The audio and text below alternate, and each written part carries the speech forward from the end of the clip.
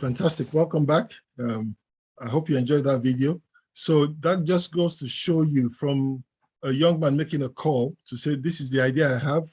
12 months later, we've got the land. We're talking to potential investors. Actually got one offer of investment. So Medic City is going to be a problem-solving initiative. This young man said to me, listen, there's too much medical tourism happening. People flying out of Nigeria to go see to India, Turkey, and some of them are not even making it back because of the quality of the treatment. And he had the idea that why don't we bring this international renowned hospital into Nigeria to build on our land and infrastructure. And we put that together only October last year, 12 months down the line. The land is ready. We're talking to investors, business plans are ready, our partners. So what we do, this is a total example of what we do. We brought him with partners. We're working with him to build his board.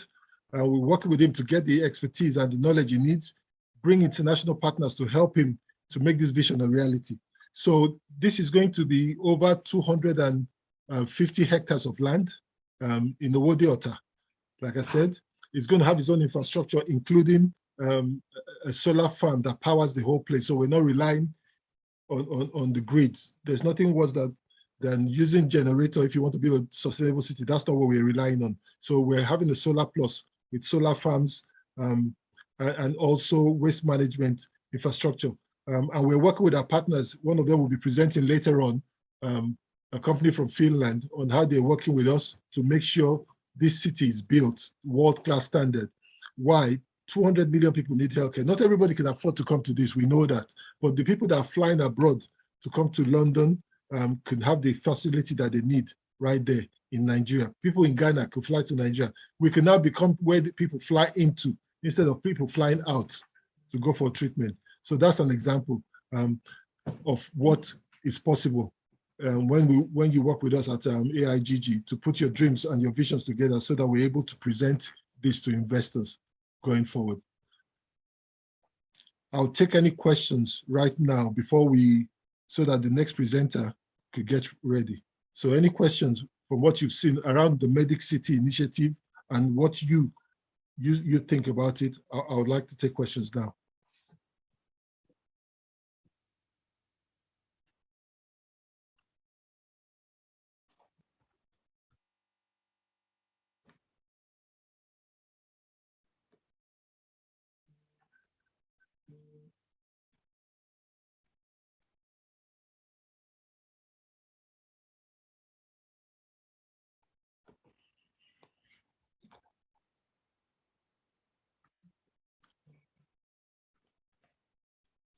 Okay, one question is coming. Not a question, just a comment. Well done. Keep going, Gerard. Thank you very much. I really appreciate that, Gerard. It was nice seeing you yesterday at the event. Thank you very much. So for those that are joining us online, we thought we'll give quite a few people opportunity, those that did not get their visa, those that could not be in London, to actually join us online today. That's why we're doing a virtual again, so that people can join and hear about the opportunities. We're learning that the world is small now, so you don't actually need to fly anywhere to do things like this, to give people the right information so that they can do things. So that's where we are at the moment. Thank you very much. I'll just check with our next speaker, if I could just give an introduction before we bring her on board. So Dr. Jennifer Obaseki is one of the renowned lawyers in the UK. She's well known for the great work that she does, not just for charity, but also a passionate Nigerian. And when you talk about people flying the flag for our nation, Dr. Obaseki is one of the people that flies the flag for the nation. Her vision aligns with what we're trying to achieve in African Investment Gateway Group, to the point that we're working closely together going forward. So I'm going to introduce Dr. Obaseki to give a presentation on the power of millennia. What we underestimate is the young people that we have and what they can do. For those that attended the event yesterday, we were hosted in a building where once you come in, you can see thousands, hundreds, let me not say thousands, hundreds of people that are running their businesses, young people running their businesses, multi-million-pound businesses in an area. that was the venue that we used yesterday. And I wanted people to see that as they came in, and they were like, wow, if we can have this in Nigeria. I said, it's very possible. And we're planning that on this land in Owode with one of our directors. They're working on that. So I'll hand over to Jennifer Obaseki to take you through her presentation on the power of millennials. Dr. Obaseki, are you ready?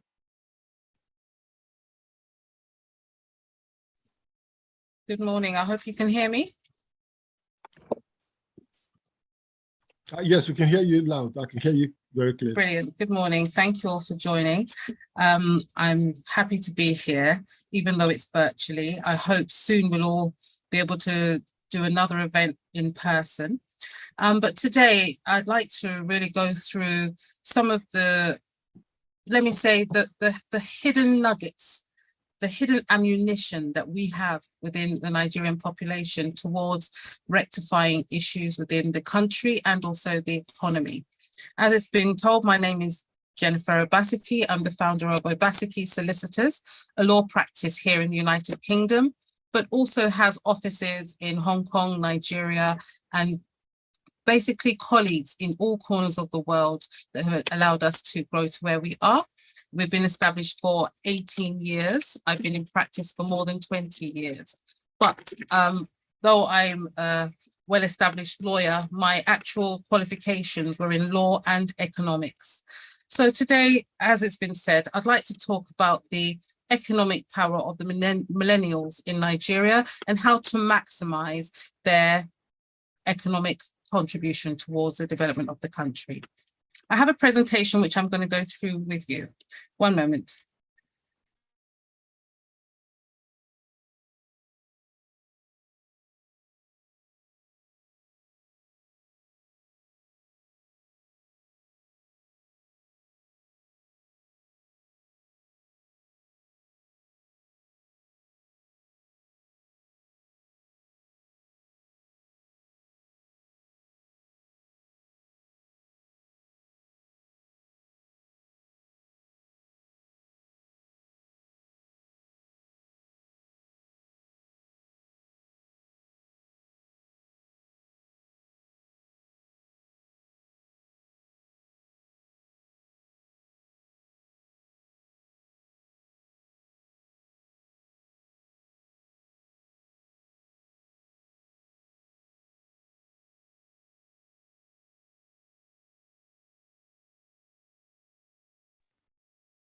Now, I hope you can all see my screen.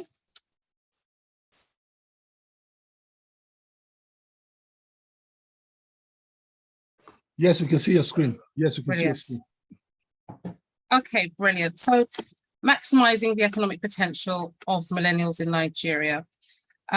Within this summit, you're going to hear quite a lot. And obviously, there are many industries and areas in which you can invest in Nigeria.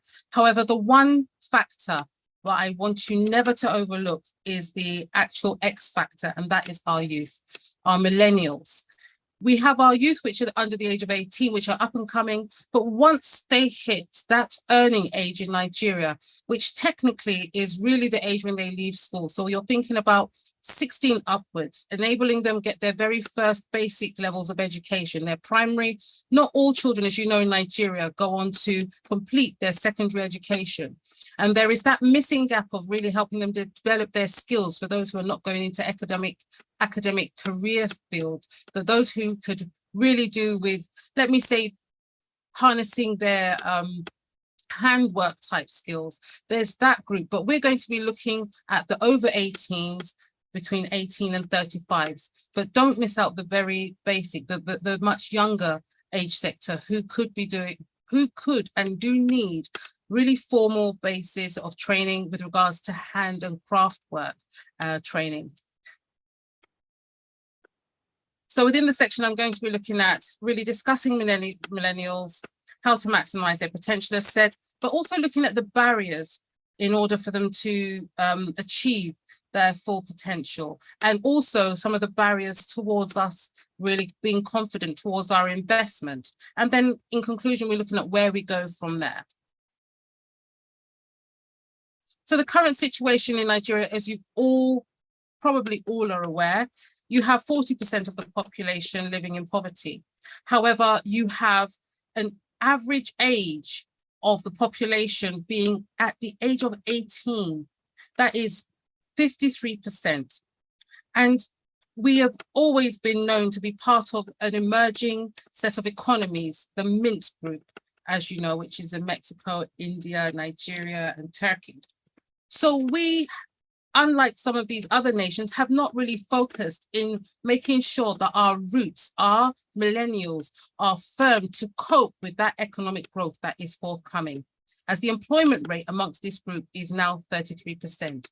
We know that there is economic problems globally at the moment, but we have so much potential within Nigeria. Our fertile soil is there, our land mass is there, our numbers are there. So we need to learn how to get all of these resources at their best performing capability, and so that we maximize the economic potential. 60% of the workforce is made up of millennials. So you see that almost 72% of the Nigerian youth indicate that they are worried about the current economic state. What does that also tell us? What that says is, with the right policies, the next generation's aspiration could be that they will become one of the world's largest 20 economies, and that's 20 successful economies. But because of the lack of government policies, what you see is a very much so inward, self-reflective look towards the aim of success and progress. And we want to try and change that orientation amongst that age group. Otherwise, there'll be individual successes rather than communal successes and success for the nation. So we need to really think about how we make sure that the right policies are in place so that the whole country moves forward as a whole. So what's happening with our youth? It was said by the British Council in their report that the choice between success and failure rests on Nigeria's ability to harness the power of its single greatest asset, not oil, but youth. And I agree wholeheartedly with that. And contextualizing where they're at in their mindset. If you were in that age bracket now, what were other things that would have been affecting your own decision making? Of course, COVID, you've come off the back of COVID. If you didn't have access to devices and internet during that whole period, it means you've been stagnated. It may even mean you've been regressed. Again, if you were affected by work, if you weren't able to work from home, once again, it means you've been stagnated. It means you may have regressed. It means you may have even lost your job. What's happened to your social and spending habits? Definitely moved online if you do have access to devices, if you do have access to electronic payments mechanisms. And again, your social habits means that if you've been able to capitalize on the new shift or the new world order, then you've got increased spending habits. We come from a culture where academics is everything. But then again, those who don't fit into that box either have had to increase their handcraft, been unemployed, which is what we don't want, or they have grown digitally in the digital space and grown in their skills with IT. But there are many factors, but these are just trying to put yourself in their shoes and thinking, how are they thinking? How are they making decisions? From an evaluation that was carried out against the millennial population, these are the factors that they consider and find really most important when they're making their decisions. So security, self-direction, benevolence, conformity. If you can see, that's not as high as you know one would think. So it shows that they're getting their own mindset, and that's only going to increase. Universalism. Not necessarily nationalism, but universalism. Tradition reduced. Stimulation, power, hedonism. So it's really important that you kind of put your mind in their own shoes, as I've said. And then priorities. As you can see, safety, 39%. And that's, as we will continue to hear, safety and security is a paramount for everybody. And the millennials see what's happening. They hear, They're, you know, with the digital nation now, images of good and bad get circulated virally very quick. So if there's somebody who's being antagonized, whether it be by police or frustrated, be it due to lack of power, it goes around fast. If it's insecurity, the bad spreads fast. The good, we don't get to see that very often, but at the forefront of their minds is the issue of security. We also see economic growth. People sometimes talk about what the aims of the country should be. And again, a high priority, economic growth, security. So the aims of the millennials is much in par with the aims of us as a nation wanting to go forward.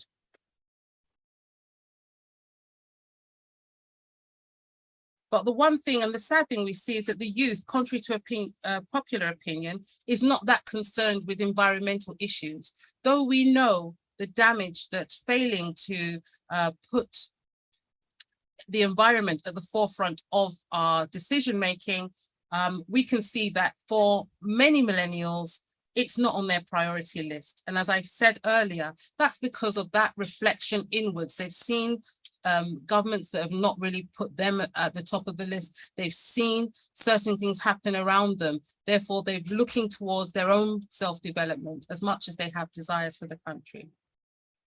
So when we look about preparedness, how do we then harness these this potential, let me call them army, that's going to help revolutionize the Nigerian economy? Really, there's so much disparity in Nigeria when it comes down to education, but we really do need to focus on, as I say, growing them up from the grassroots.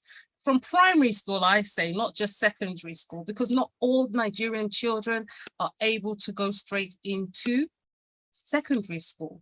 And I know as a fact, we're not able to wave a magic wand and make things happy, make things, let me say, equal, even within the next administration. It could be an aim, yes, it could be a goal. Is it going to happen? Not necessarily. So what is very important is that we try to harness how we actually deal with education and target the education-based disparity that we have within the education system in Nigeria. We've seen the private universities spring up and do so well.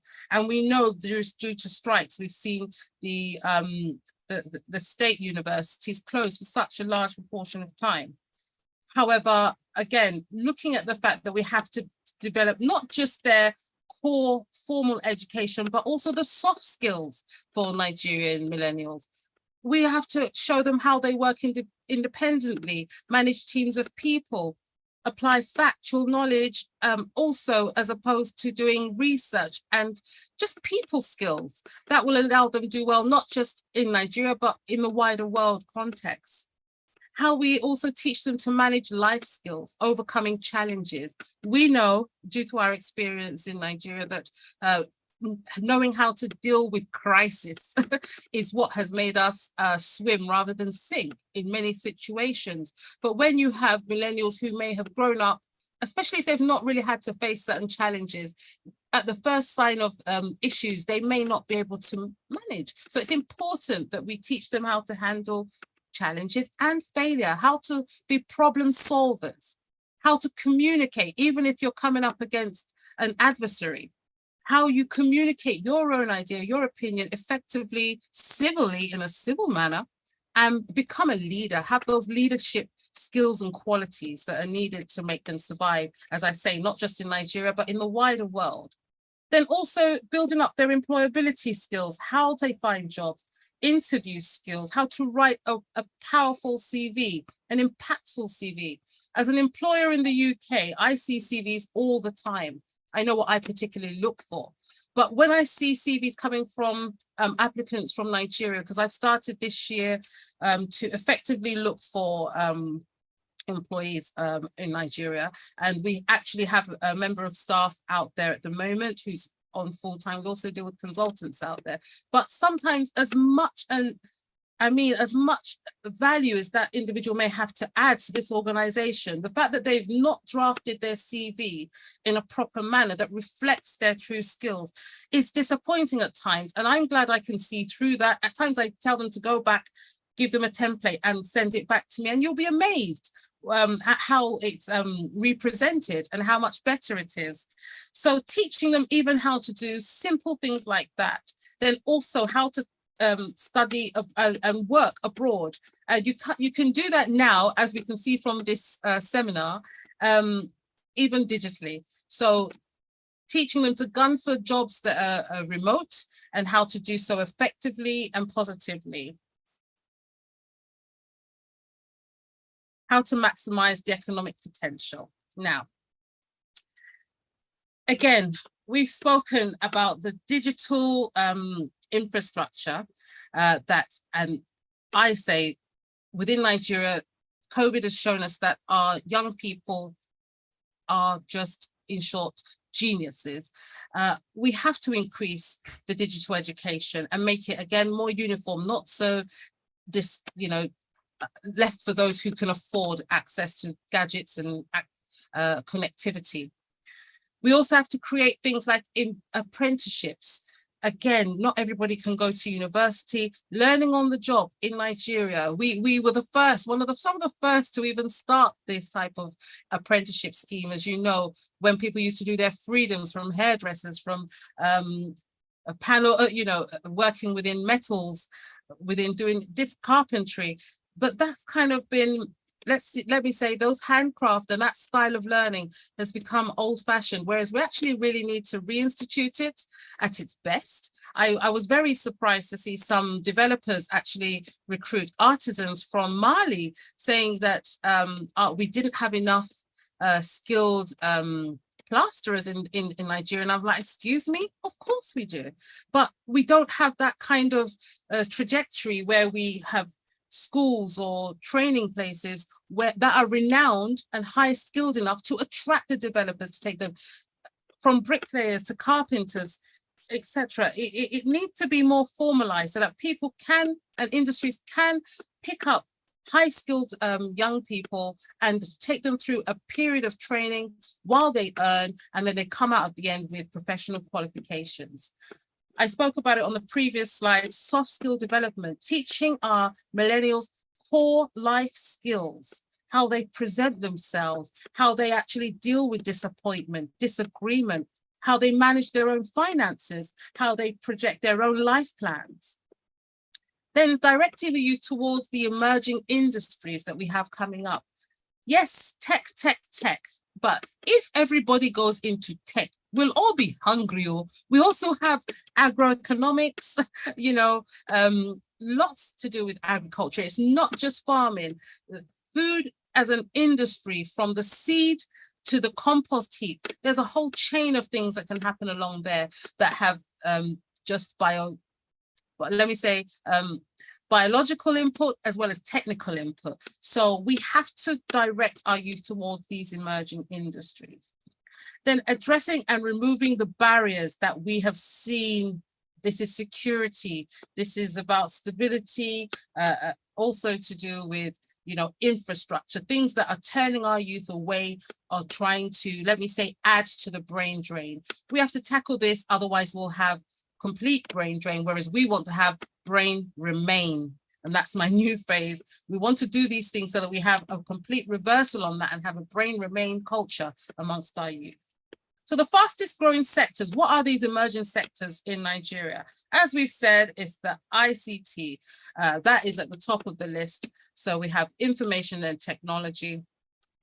And it grew in the first quarter of 2021 by 6.4%. Internet coverage is expanding in Nigeria. However, it needs to improve. I was there in August. I was able to run my business from, all my businesses from my addresses in Edo State and also in Lagos. However, at times it was a little bit, fractious, but in general, My kids, they loved it. I was able to do my work. My kids loved it so much. They were still able to do all of their activities and have said, we want to go back for another 2 months in Nigeria. So you see, once you are able to, let me say, stay online and remain productive in your business, you can work from anywhere, and Nigeria would be most people's place of preference. So technology, we know is right up there. Manufacturing. We have such a huge populace that the manufacturing, food and beverage industries in Nigeria has such a high demand, and it's only but increasing. Remember that, it's going up. Then the mining sector. This is one of the main reasons why I've started working closely with AIG, because of the amount of interest and also clients that I've had growing within this particular sector that have land mass, that have access to mineral, and also need investment into that particular area. So we can see in the last 3 years and the first quarter of 2001, the mining and quarry contributed to 9.28% of the gross domestic product of Nigeria. But we also have to be careful. There has to be a lot of policy and regulation around that. We saw over the weekend somebody who was arrested in Kwara State for illegal mining. I've also do a lot of work with women and protection of women and girls in vulnerable communities. And I've had reports of people being exploited, communities being exploited by illegal mining. So we do have to make sure that the regulation follows the demand in that particular area. Barriers and perceptions. We've heard today about investor confidence around Nigeria and why that needs to improve. And we have to start with ourselves. We have to make sure that our standards, our, let me say, our discipline is at its best. You know, it's Jesse Jackson, I think he said that in the face of discrimination, you have to show excellence. So showing investors why they should be turning towards Nigeria is really what we need to do. We need to give them that confidence so that they know that on their returns, they're going to see them within our systems, our legal systems, that there's certainty, and with our government and our politics, there is security.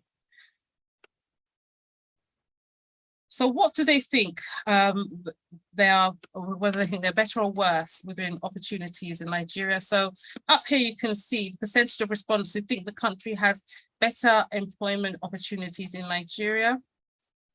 Oh, sorry, better opportunities than Nigeria. You can see from the youth how they think their percentage chances would be better or worse with these various countries that are listed here. So according to our millennials, they do think that India and South Africa offer better employment opportunities than themselves, than in their own country, which is very, very sad. We do need to think about the infrastructure that surrounds our youth. So access to amenities such as healthcare, and also protecting the equality within the labor market for our young females in Nigeria. And then once again, the infrastructure. If you're a young person that lives on the mainland and works on the island, we know what that journey has on your health on a daily basis. Even though you can work remotely, some workplaces are not geared up or structured to enable that. So we do have to think about the effect time and cost of travel will have on those that we're asking to be the change, to add to our economy. Are we making it easy for them? So we have to remove these barriers. So making sure that they stay fit and well and able to perform at their best and reach the full potential. So though I've covered a lot very quickly, it's important that we do reflect and sit down and realize that due to our numbers, sheer numbers, we're able to make sure that our millennials are contributing effectively. And as I say, they are, in short, the X factor within our economy. We've seen the oil prices go up and down, even in Nigeria. Those who know that we're producing, but yet at times suffer oil and power scarcity, know that that is not now the solution, especially as the world is moving towards a green economy and green living in order to try and save the planet. We know people are moving online, as we can see from the numbers and how COVID has catapulted us into the digital realm.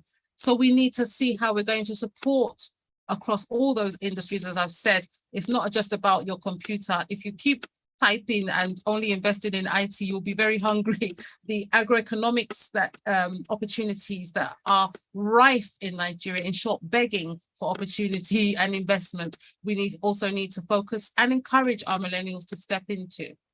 The one thing that I'll conclude with is, if we do not maximize the economic opportunity of our millennials, what will happen is many of these other nations that can see it themselves from where they're sitting will sit down and come and invest in our millennials for us. And then we'll suffer with the brain drain so much more than we're even affected now. We will suffer quite immensely because those millennials will not see the value of their country, will not see the value of themselves. So we want to try and encourage the reversal from brain drain to brain remain. Thank you for listening. And if you have any questions, kindly let me know. Fantastic. Thank you very much, Dr. Obaseki, for that. I think that was fantastic. I call her my boss because of her knowledge and what she's achieved so far. So I'm learning from her. I'm going to invite one of our young CEOs onto the panel so that we could just have a panel discussion now. And I know some people have questions for you. So if you have a question, I'm happy for you to put it either in the Q&A and ask the question. I will see it and I'll ask on your behalf. Or if you are brave enough and you want to ask the question directly, just put your hand up and I'll come to you and activate your mic so that you can ask the question directly. So can we just bring Tobias Imala into the discussion? And I'll give you an introduction on what he does so that we can now move forward. Yeah. So we're just going to have a panel discussion quickly around what Dr. Obaseki has just presented.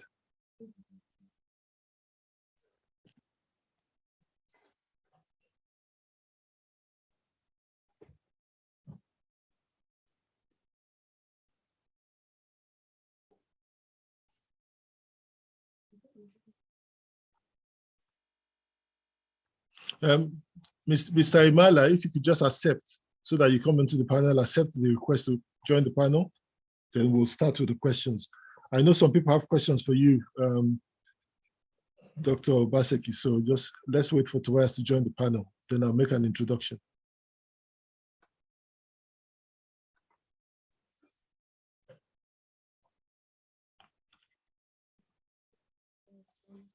Okay. Fantastic presentation, by the way.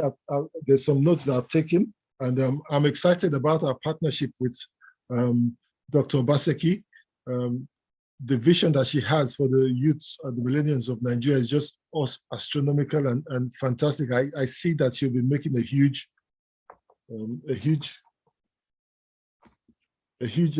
impact going forward. So we're partnering together to make sure we're part of that impact that we'll be making going forward together. So what I would suggest, okay, Tobias has joined us now. So we'll ask a few questions. Any questions from the audience, either raise your hand or just put the question in the Q&A for me and I'll answer it.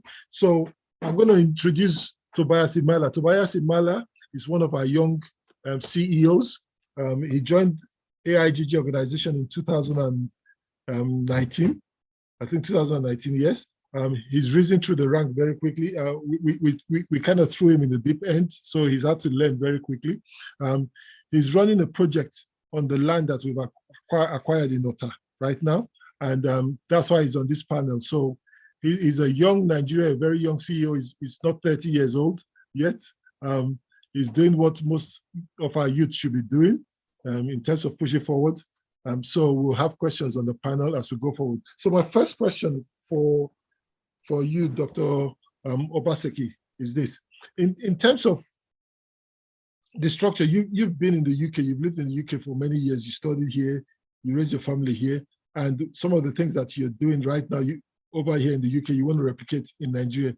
Can you tell me what are the major barriers you see to you being able to implement some of these structures in place, like the apprenticeship? Yes, they're there, as you said, from the old-fashioned way of doing things, somebody learning to be a hairdresser, somebody learning to be a mechanic, somebody learning to be a vulcanizer.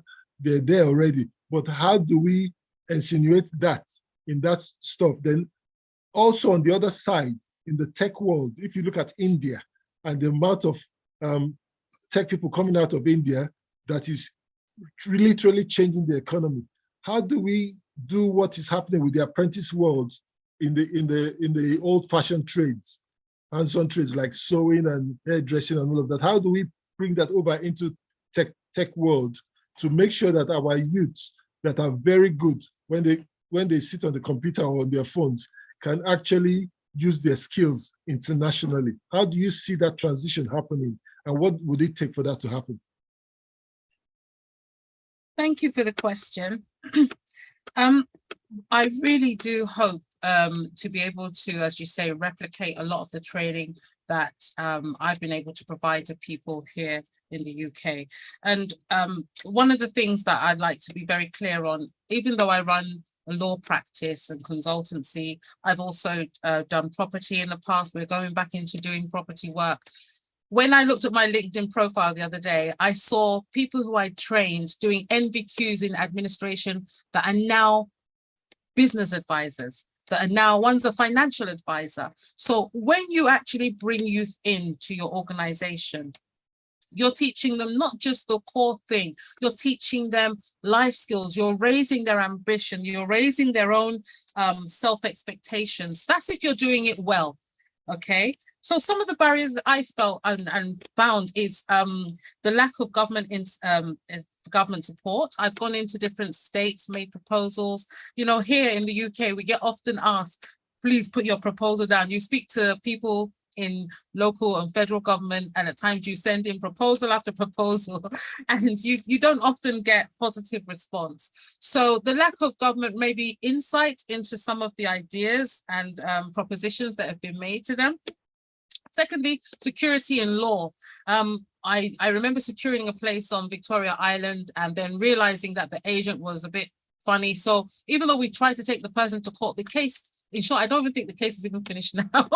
So really having security around issues of tenure, law and policy are vital to the growth of any inward investment. And then also making sure that there is that recognition of an authentic accrediting body, so that youth, if they know they're coming under your wing, that there's going to be core standards within their training. At the moment, it's done on a personable level, trust, and there should be more of an objective level of vetting the whole process. So it's making sure that there is the development of a core and clear, internationally recognized, let me say, accrediting and awarding body, really important. On the second element of your question, with regards to comparing ourselves to other evolving nations that have produced IT specialists, such as your China, India, how does Nigeria keep up? Or how do we exponentially grow and catch up? If you really understand, a lot of these nations introduce things such as coding from a young age. Internet connectivity is much more widespread than the limitations that we are seeing our youth suffer from in Nigeria. So opening up the connectivity, making sure that we are able to provide our children, not even our children, our young adults, call it as it is, our young adults and our adults as well, bringing them all up to speed, making sure there isn't that disparity with regards to skill and ability going online. Within India, it's another high populated country, but yet the percentage of their populace that can, let me say, are digitally aware is higher. We still have people that do not have that digital capability in Nigeria. Hence but most of them have mobile phones.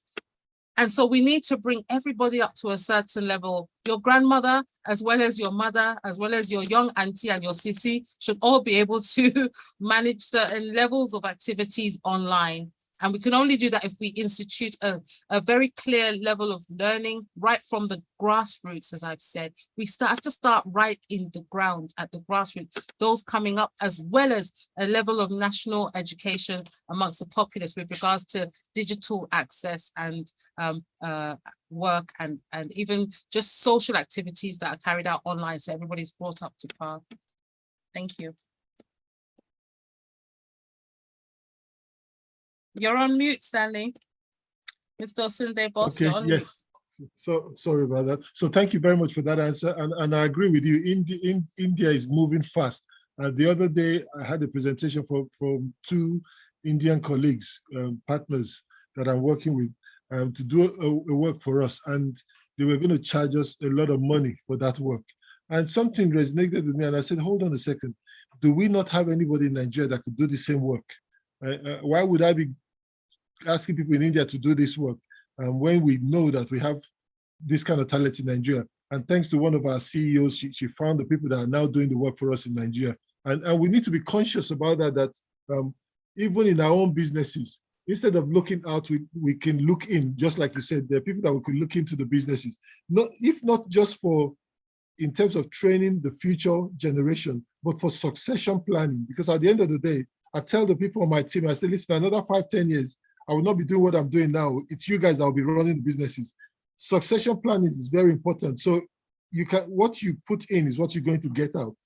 And you're right. Our schools right here in the UK, schools here are teaching them, they have computer lessons. People can use computer easily.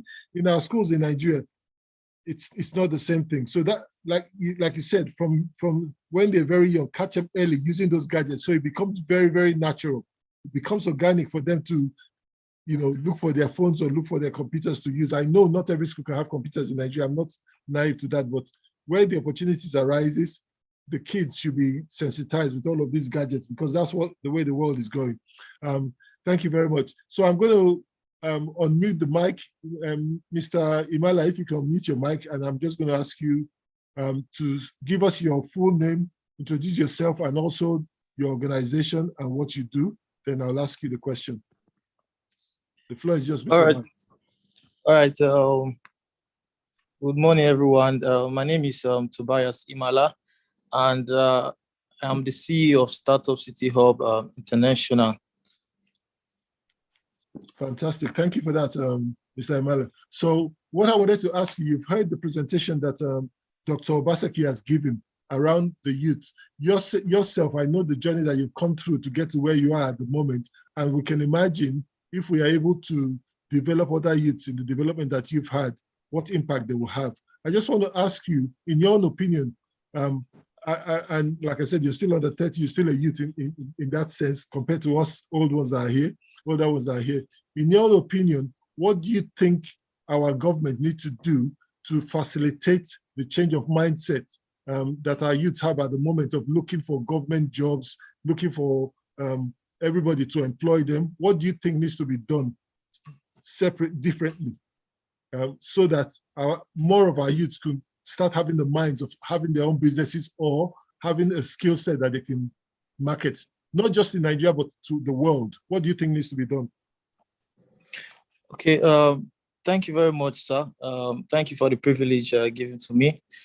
First, I would like to introduce Startup City Hub so that everyone can have an idea of what we do.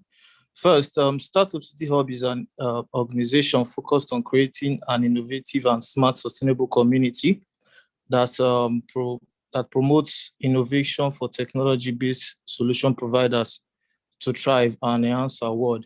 So I will just give a brief concerning our project in the same land at Ota, Ode. So Startup City wants to develop a tech city which will facilitate the development of smart, sustainable tech infrastructure and eco-friendly environment for technology organizations and individuals in the tech space. So what I think is the youth, they keep on waiting on the government for them to do something where there is, we have the tech space. I will just focus on the tech space. There are a lot they can do online and which they can create jobs for themselves. in the marketing space, digital marketing. There are a lot of space which they can focus on. So I think that if they focus on that aspect in the tech industry space, it's wide enough to accommodate youth. There are a lot of space. You can be a website designer, not just thinking that if I come through my university, I'll get a job from the government. What can you do to create an opportunity for people around you? We have the website development. You can go into it and study it. I think that anything you want to do is on YouTube. You can go to the internet and find it out for yourself. Try to develop a skills and create an opportunity for others. I think that will go a long way. So what we are trying to do at Startup City is to create an environment where we can be able to accommodate tech solution providers, where they can work together, reason together, and be able to solve solutions, not just for Nigeria alone, but at large, diaspora, where people can come in and organize tech events and just create something for our economic, to boosting our economic. Yeah, I was online and I saw somebody who created a robot, and people were just looking at it. But if that kind of person can be tutor and given the right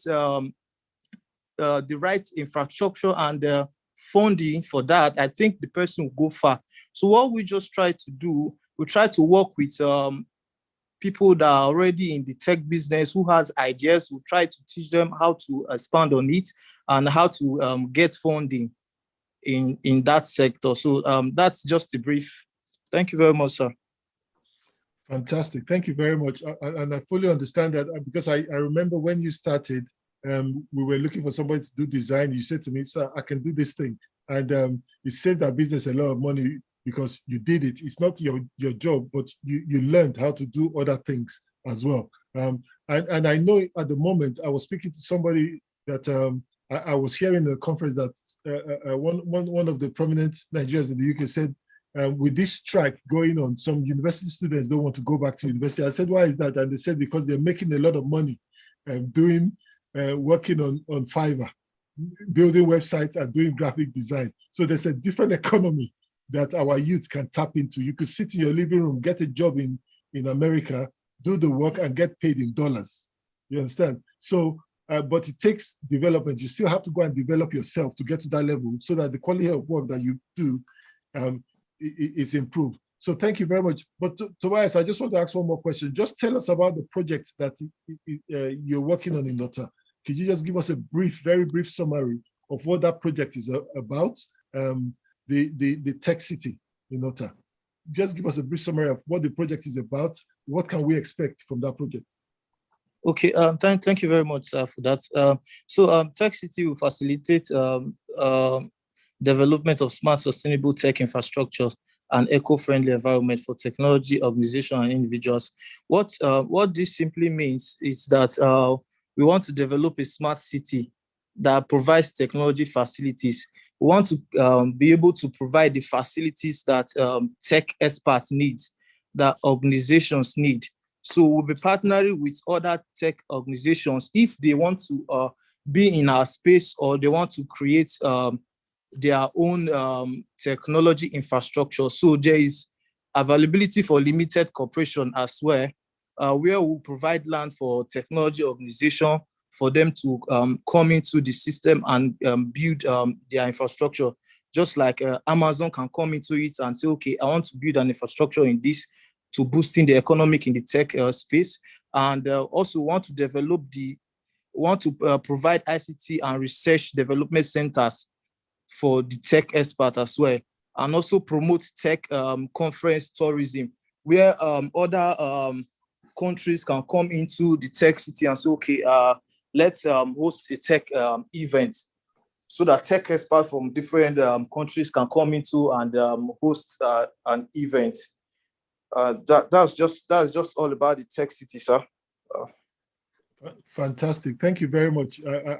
I know how hard you guys are working on making show that. And if you could just imagine building a new city, the amount of jobs it's going to create. And we'll be talking about that later on when we do the property session this afternoon. So I'm just going to tell people to come back when we're doing the property session after lunch so that you can hear about the Sun Eco City and what development AIGG is working with our partners to build in Ota, where this tech city will also be placed. So we can have that. But I have one more question, and I want to give Dr. Obaseki the last word here in terms of the millennials and what we can do for them.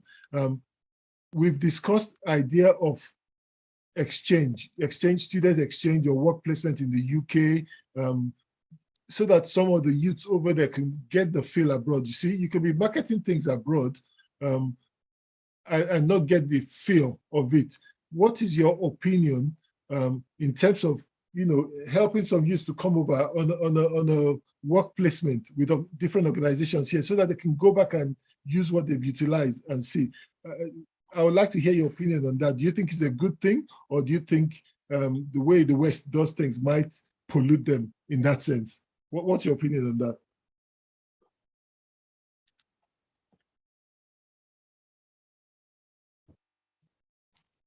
Dr. Obaseki, you're mute.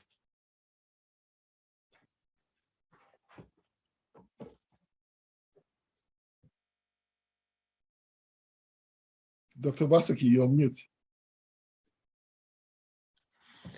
Okay.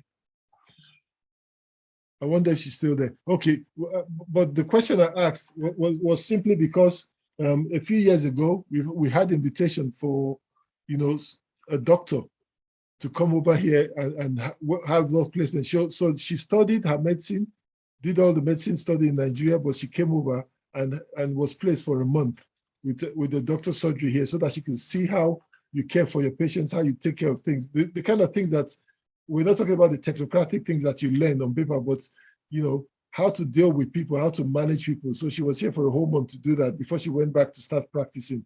I think there's an opportunity to do that where people could come, spend a week, 2 weeks, even up to a month with organizations in the UK or in America or in Canada, so that they can get a feel of the field that they're working in, be it in the engineering, be it in the medicine field, be it in the tech field, and before they go back and use those skills back in Nigeria. That's the question I was asking Dr. Seki. Dr. Seki, are you back? Yes, I'm back. Okay. So did you hear the question? No, kindly repeat it, please. Okay. I said, what is your take or what's your feel in terms of allowing exchange programs or work placement programs, international work placement programs, letting some, for example, a doctor, an engineer that has just finished studying come to the UK before they get into the work life, spend a month, 2 months with organizations here, learn some things before they go back. What do you think about that system? Right. You know, many years ago within the degree system, as in the BA, you could do a year of field study, as they call it back then, or a placement. In the pharmaceutical industry, within certain other subjects, you still have that. And within the Nigerian education system, what you see is sometimes there's that criticism that they don't have the sufficient tools or learning mechanisms in order to have these applied subjects where there isn't a level of application. They don't have the right infrastructure to make sure those graduates come out with the best, let me say, experience and understanding of the subject. As such, they like to study those subjects abroad. So number one, we have to make sure that our schools in Nigeria are actually equipped with the right level of tools, equipment, the leading up-to-date standard, so that people don't feel there's no point in doing that subject or studying that subject in Nigeria. That's number one, making sure our labs, our sites are perfect with the right level of equipment. But the second element of your question too, should there be an element where they can do part of that degree abroad so that they can have that world experience, so that they can bring some of that knowledge back into Nigeria and cascade it. That's the one thing that I'm trying to teach a lot of Nigerians. There's this selfishness with knowledge and education, and it's very outside of other cultures. Most people like to most other cultures let me say that, like to cascade knowledge. I learned from lawyers from, let me say, the Mediterranean community. That's where I got my placements as a young undergraduate, where I went into law firms and asked for work experience, and people were pouring knowledge into me, giving me as much as they know. But other law firms, you see people kind of selfish with their knowledge. We need to have that ability to cascade. So yes, I think in answer to your question, it's imperative. We have to try and curtail the brain drain. I was on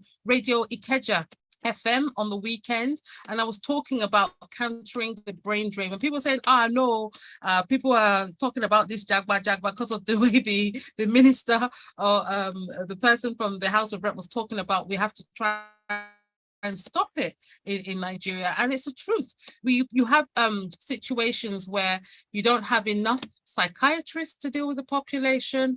You don't have enough experts to deal with the population, because once people acquire their skills in their field of expertise, they're looking for jobs abroad, Canada, US, Australia, UAE, because of the salary, because of the need for individual economic empowerment. Rather than looking at the growth of the nation as a whole. So the responsibility is actually on the nation, it is on the government to try and institute these policies that enable people to want to remain in Nigeria, want to cascade, want to pour in their knowledge into their country. But they'll only want to do that if it's safe, secure, and if there's also some comeback to their own personal development for doing it. So whether that is the fact that they'll have a job, that's an attractive job when they come back after doing their placement, whether it's they come back and they'll have a job and a home for 5 years, the government has to institute something, because as I've said, we have to stop the brain drain and reverse it to become brain remain one way or another. Thank you. Fantastic. Thank you, Dr. Obaseki. That was wonderful. Thank you very much. I want to thank the panel. I have somebody says we have a few Nigerian partners looking at technical support in renewable sector from India. Projects are readily available and looking for investment support. Can you suggest? Yes. So if you listen later on, we have Brian Vince, one of the directors at Green Renewable Energy, who'll be talking later on about the opportunities and what we're doing to bring that to bear. So I'll suggest that you come back at 2 o'clock when Brian is speaking, so that you can hear about the energy sector there. So I want to thank the panelists. Thank you very much, Dr. Obaseki. Thank you, Tobias Imala, for this session. And I really appreciate you guys. Thank you. Have a lovely day. Take care. So thank you, everyone. So what we're going to do now, we're going to have our next speaker. This person has gone into a few meetings with me. She was with us yesterday at the live event, and she presented yesterday. We have that on video, so I would suggest that you go and watch it on the live stream or on the YouTube channel. We'll put that up. But today she'll be talking about a totally different topic. This young woman here, I say young woman because I'm older than her. I know that because of what she's achieved so far, it's stunning. In the agricultural sector, she's also a mother, a wife. She's studying her PhD at the moment. They also have an app that they've developed that I think will revolutionize how we do things in the agricultural sector in Nigeria. So I want to bring on Victoria Matador to join the conversation and present to us. So Victoria Matador, when you're ready, we'll unmute your mic and we'll give you the opportunity to present adding value to the value chain in agriculture.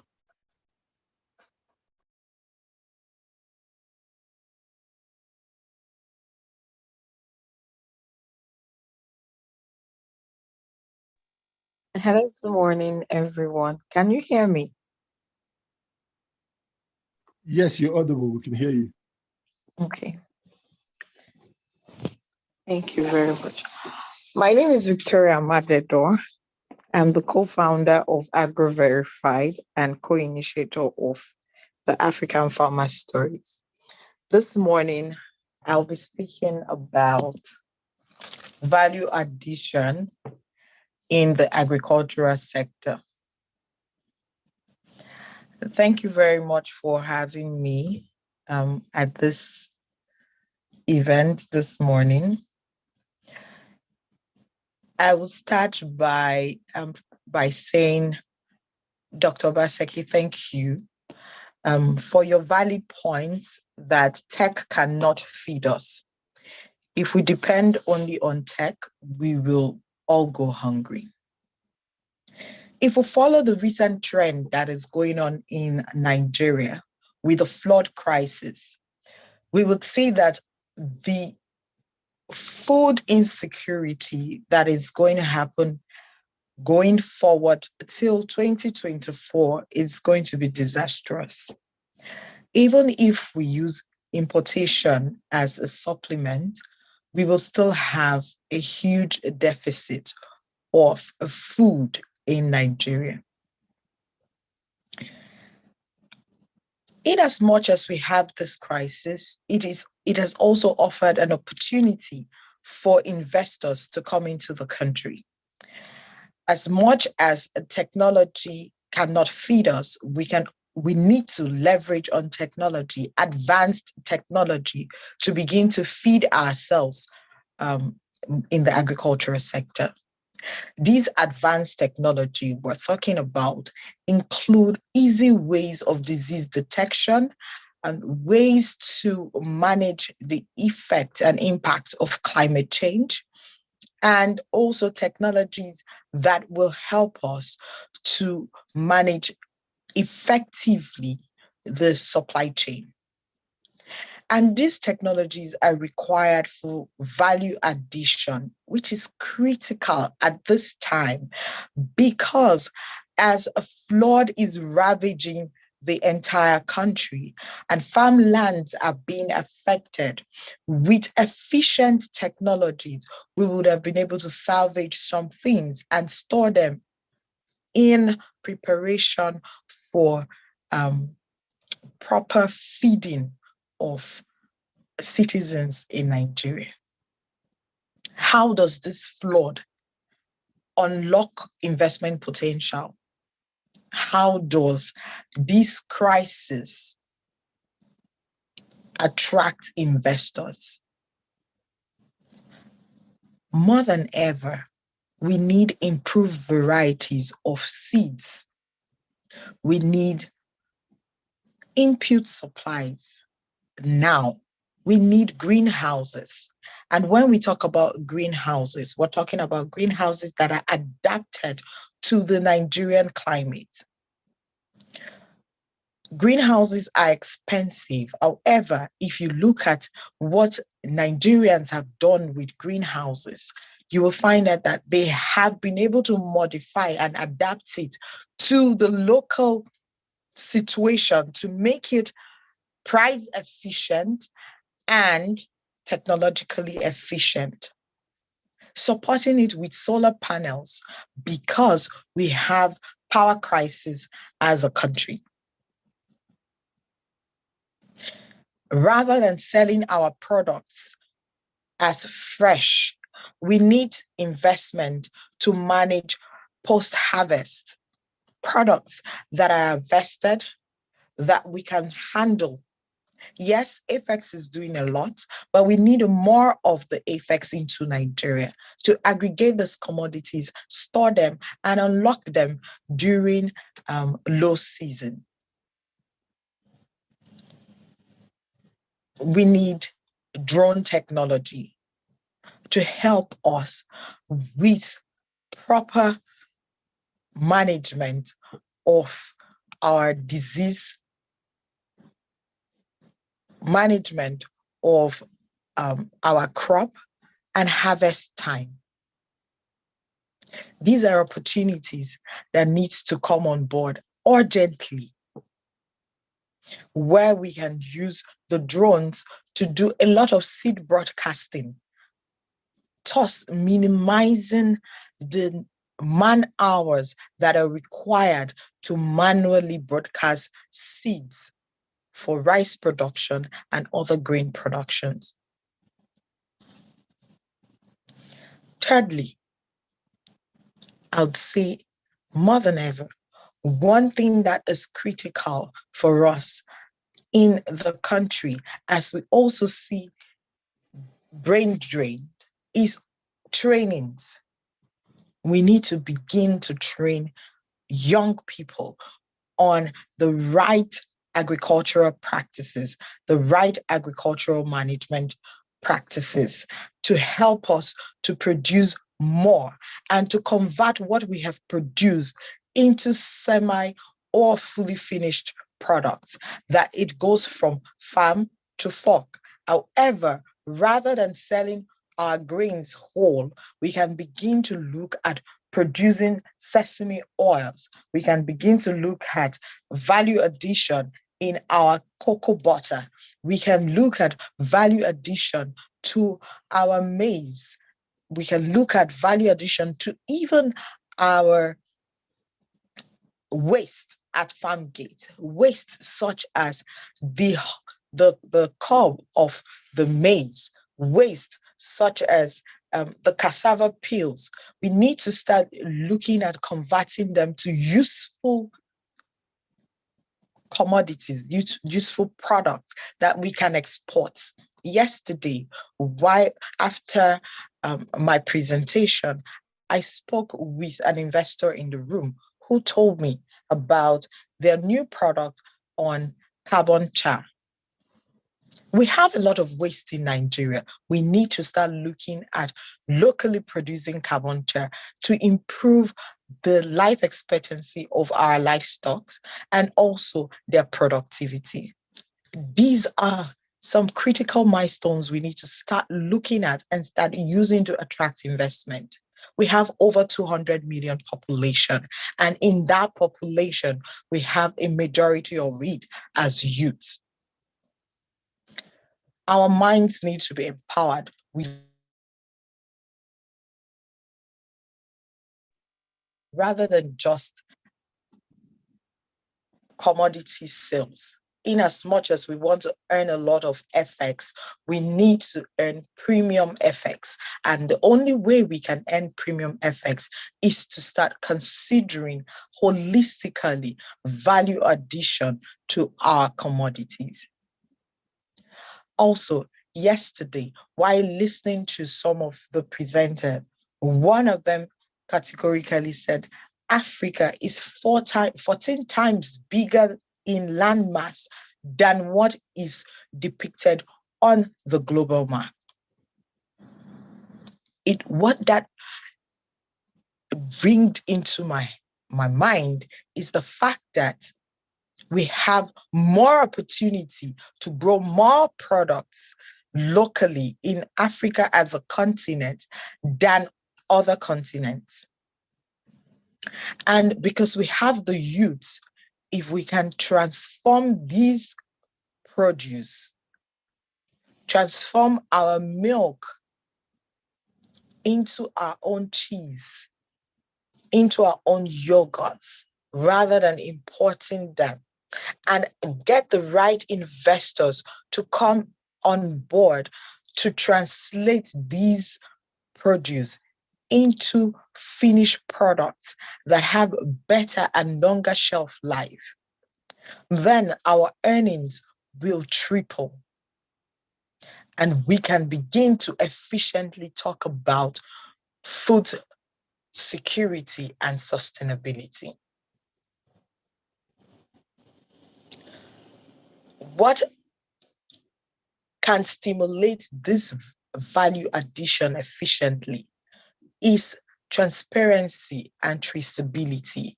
We need to know where this produce are being farmed so that young people and investors who are coming into Nigeria to improve the ecosystem with value addition will have a seamless sourcing strategy. They know where to add products and move those products to their manufacturing center so that they can add value in several levels to those produce. We are currently building a database of farmers and agripreneurs, because we believe as AgroVerified that transparency is critical to value addition You want to know where you are sourcing and who you're sourcing for. In this world where fair trade is priority, you want to be able to show to your investors or co-investors that in your manufacturing process, in your commodity sourcing, in your trading activities, that those you are working with, you are fair in income to them. You are fair in your activities with them. You also want to show that you are sourcing your product in a right way and from the right set of people, improving the livelihood of the disadvantaged and including them holistically, both in the value chain and also in their finance.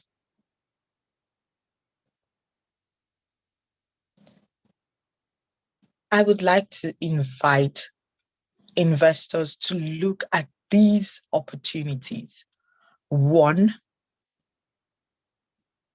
drone, the use of agricultural drone in spraying, in scouting on farmland, and in seed broadcasting.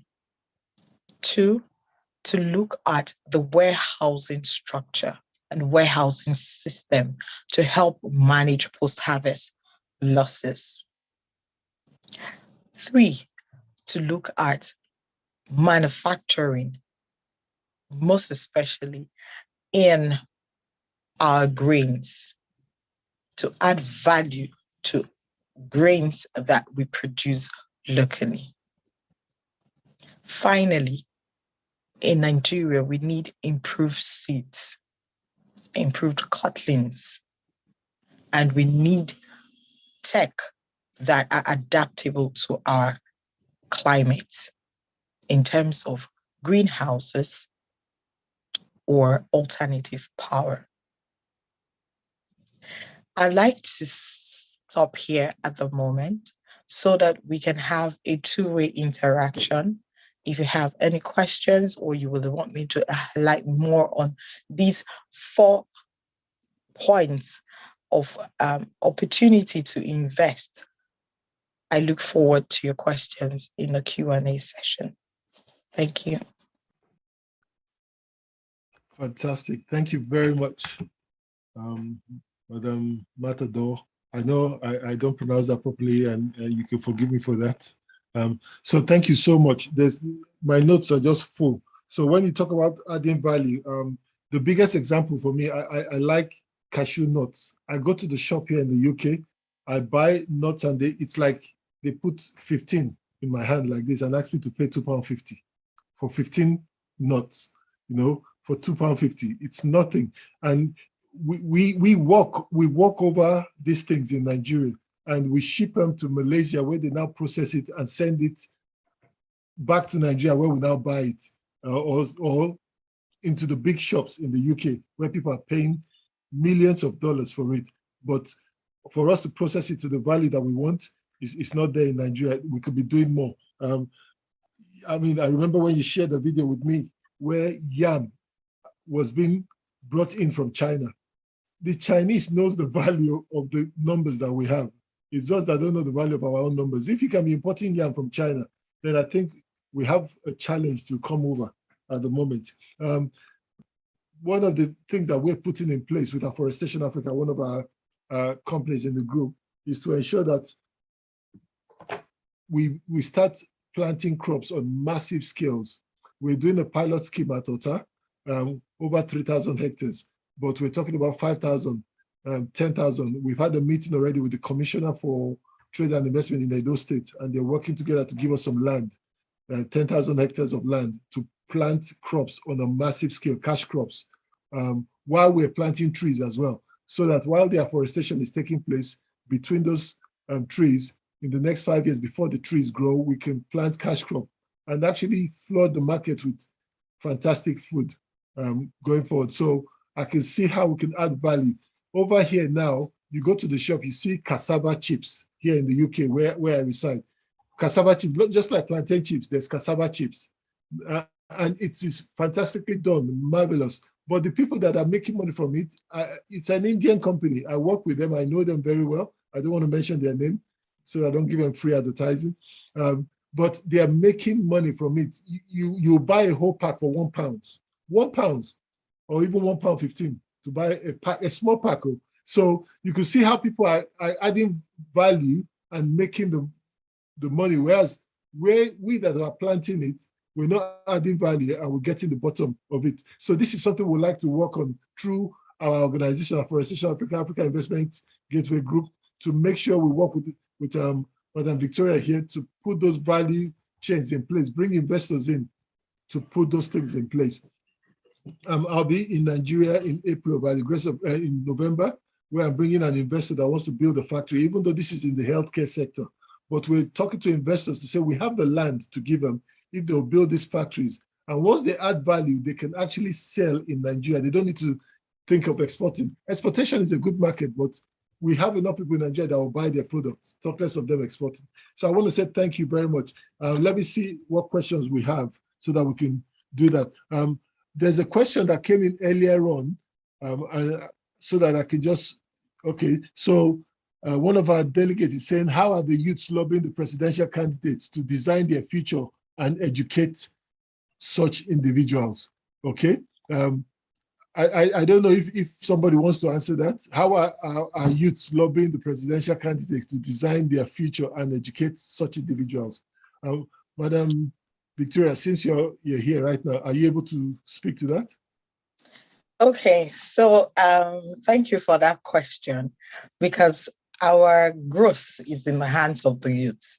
I would say that from the interactions we're having, and we're seeing the trend we're seeing on social media, we can see that the youths are really, really hammering on policies and discussing and taking the government and presidential candidates one-on-one, heads-on, most especially as we have seen the impact of these conversations in the startup policies, policy that has just been passed and signed by the president. The House of the upper and the lower chamber have just signed off, and the president has also signed off on the startup bill.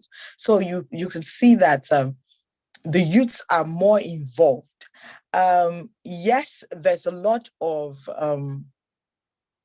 brain drain, hypothetically, but I would say it is a phase that our country is going through now, because if you see some 35, 37 years ago, the Indian economy suffered the same thing.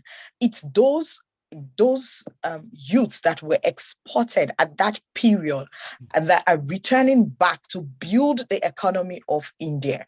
So I do not see the migration as a negative. I see it as a positive, because we can also earn effects from giving out talents. What we just need to do is to ensure that we have a robust system of train the trainers.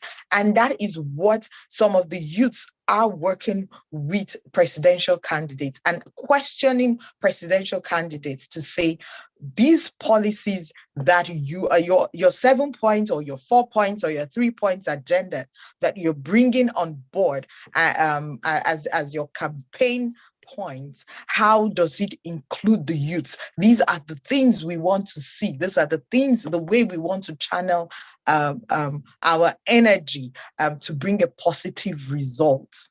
It might not be an immediate 3, 4, 5 years impact, but I tell you, we would see a gradual shift, because the mindset of the youths are shifting and they're holding government officials responsible for their actions, and they're questioning and they're asking questions to know what exactly is being done by individuals that are holding this sensitive position. Unlike before, where people are scared to ask questions or question authority, now there is this confidence and boldness and saying, yes, culturally, we are not supposed to question our leaders and our elders, but realistically, we have to if we want to survive. And we're at the point where we need to survive. And those are the things that are being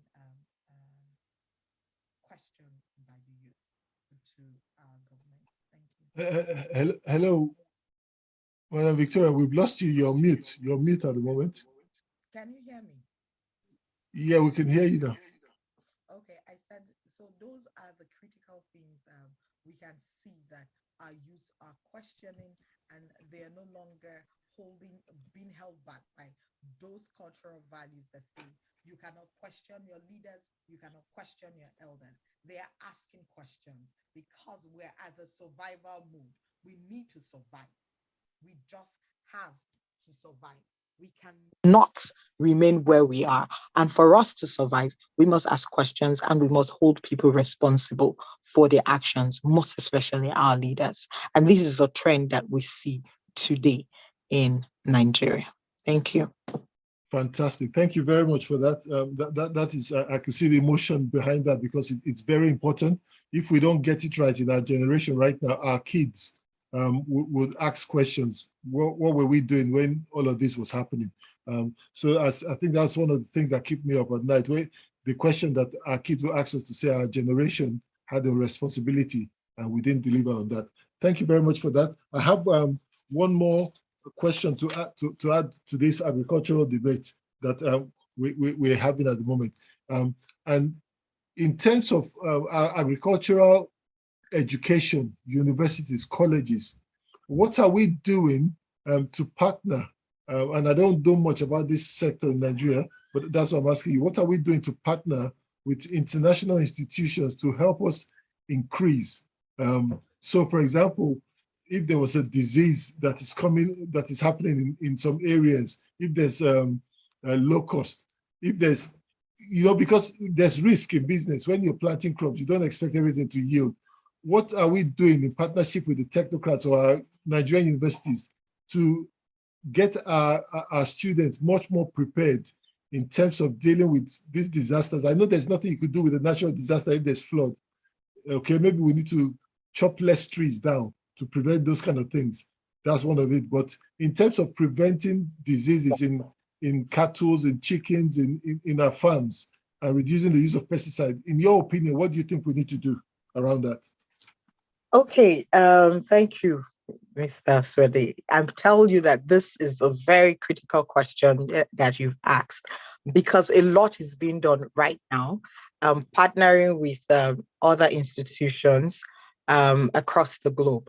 So I will give you a practical example. There's an organization run by some youths that are less than 30 that innovated a technology that helps to detect diseases in livestock.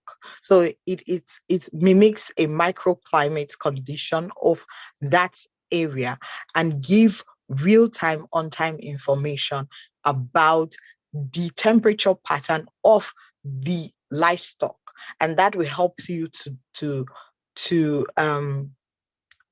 probe what is going on with that livestock, because there is an acceptable temperature range. So if it drops or spikes up, you're able to know, and you can then narrow it down to that particular disease that may be affecting the flock. So it also helps to reduce antibiotics resistance that we experience in Nigeria because of broad spectrum antibiotics that is given to livestock.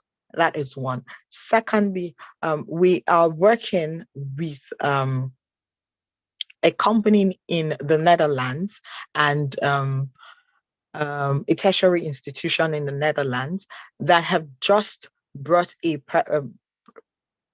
proprietary technology that helps you detect disease in poultry.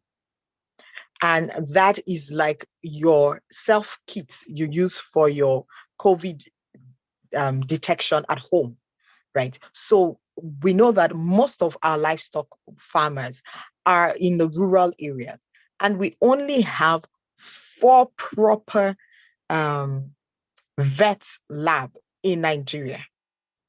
Now, with that, a lot of livestock farmers, most especially the micro livestock farmers, do not have the opportunity to take their birds to a lab to test, to actually tell them which disease is affecting their birds. So they also either lose all their birds, or they have give broad spectrum antibiotics, which affects human beings.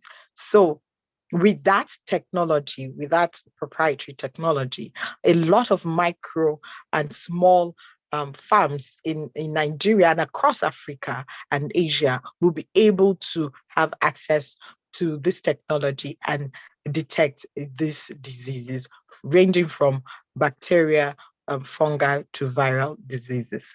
But the proprietary one right now is for Gomboro.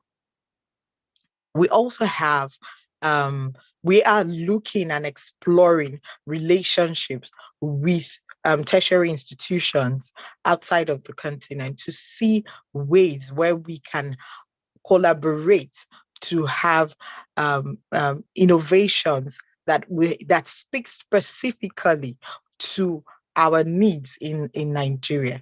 I know that there's a tertiary institution that is working with an institution in Europe also to see how they can collaborate and have some level of student exchange program where students can leave Nigeria to come to Europe to have a practical 1 year experience rather than just be in Nigeria, so they can have real-time, on-time experience of new technology and new trends, then come back to Nigeria to complete their academic work. So those are things that are in the pipeline that we're hoping in the near future will translate to palpable results for the ecosystem.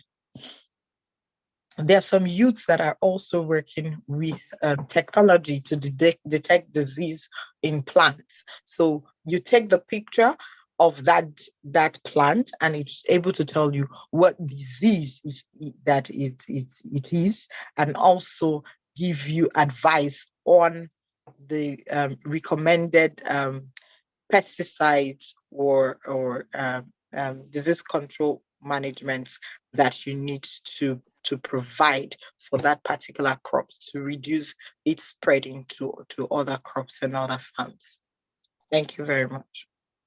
Fantastic. That's encouraging to hear. And I also know, we talked about technology earlier on. Technology is everywhere now, even in agriculture. You talked about the drone.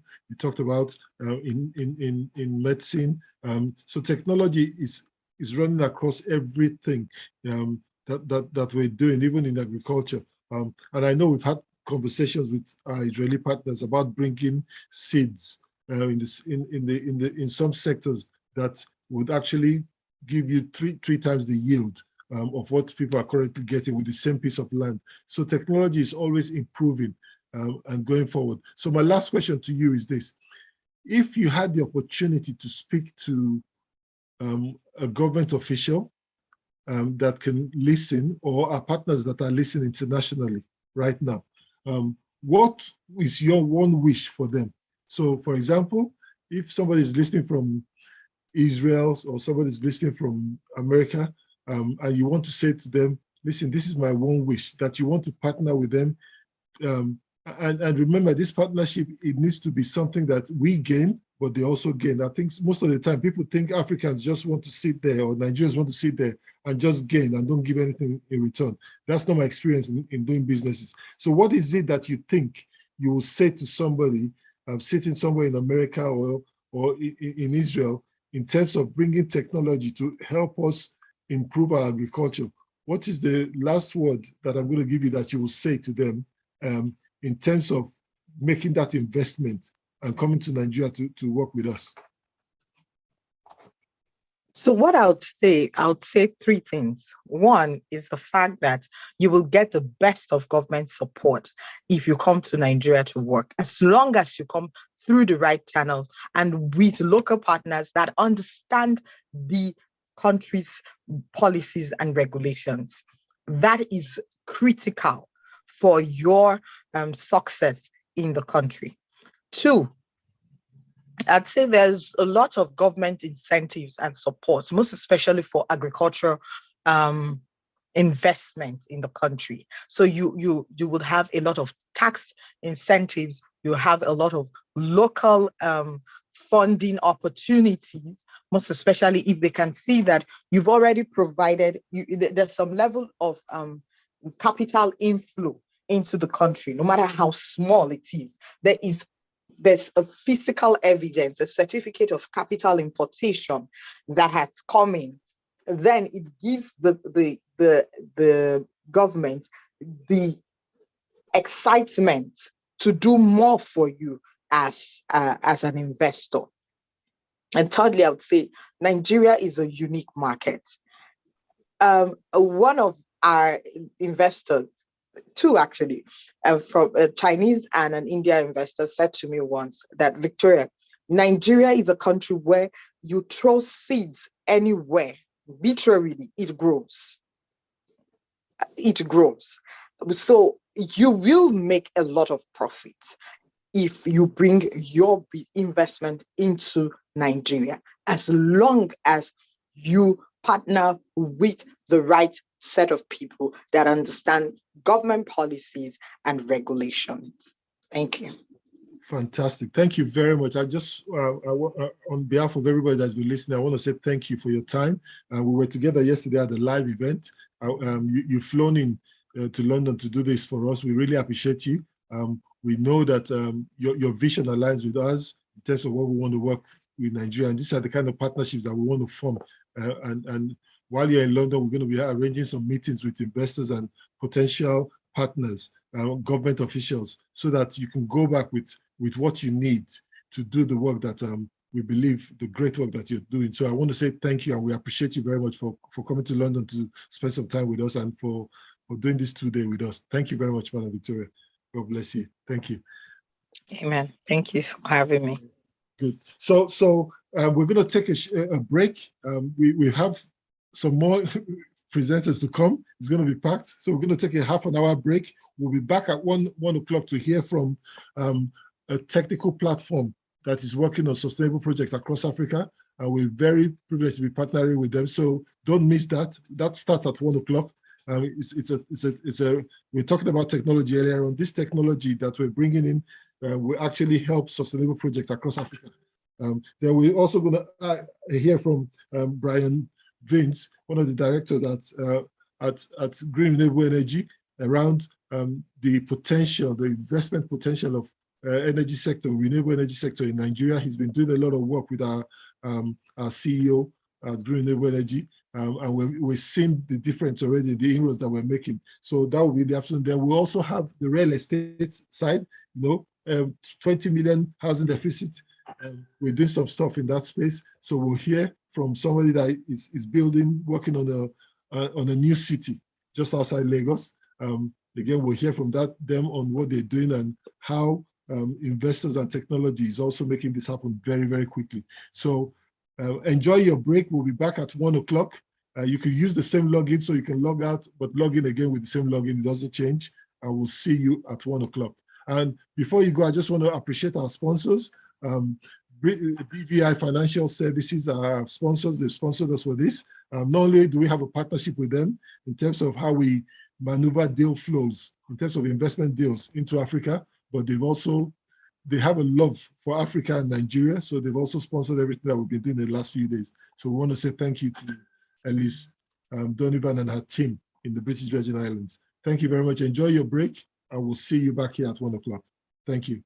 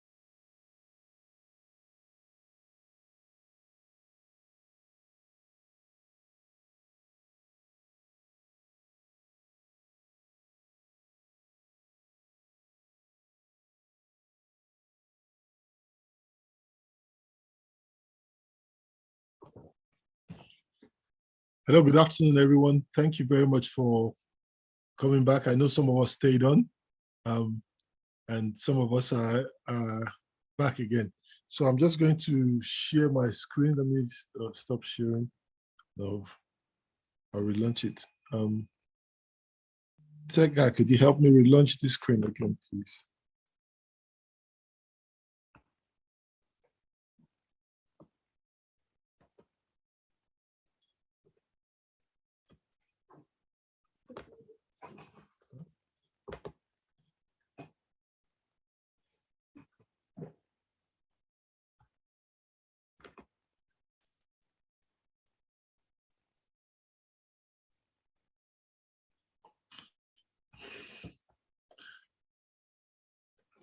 Okay, fantastic. Welcome back, everyone. There was a question earlier on, which I should have said to the person that asked the question that I'll answer it, and this will help me answer that question. So we showed the video for Medic City, and this is one of the opportunities where we're building not just the Medic City, but we're also building 50,000 homes in this new city that we're doing just in Owode outside. So I just want to quickly present this to you, and it will now make sense to why our next presenter is presenting the platform that they're going to be presenting for us, because a project of this magnitude is not done by one person or one organization. It's a collaboration and partnership of many, many, many hundreds of organizations coming together to do this. So I just wanted to present Sun Eco City, or we're calling it Sustainability City, that we're building in Owode. I was in Nigeria in late May into June, where a team of us went to view the land. We saw the land was good, and we've taken the land by God's grace, and we're going to start building the Medic City, the Sustainability City, and the power plants that we're building here. So I just wanted to present to you what's going to be on this land. Then subsequent conversations around the property side and investment in the property sector will make sense.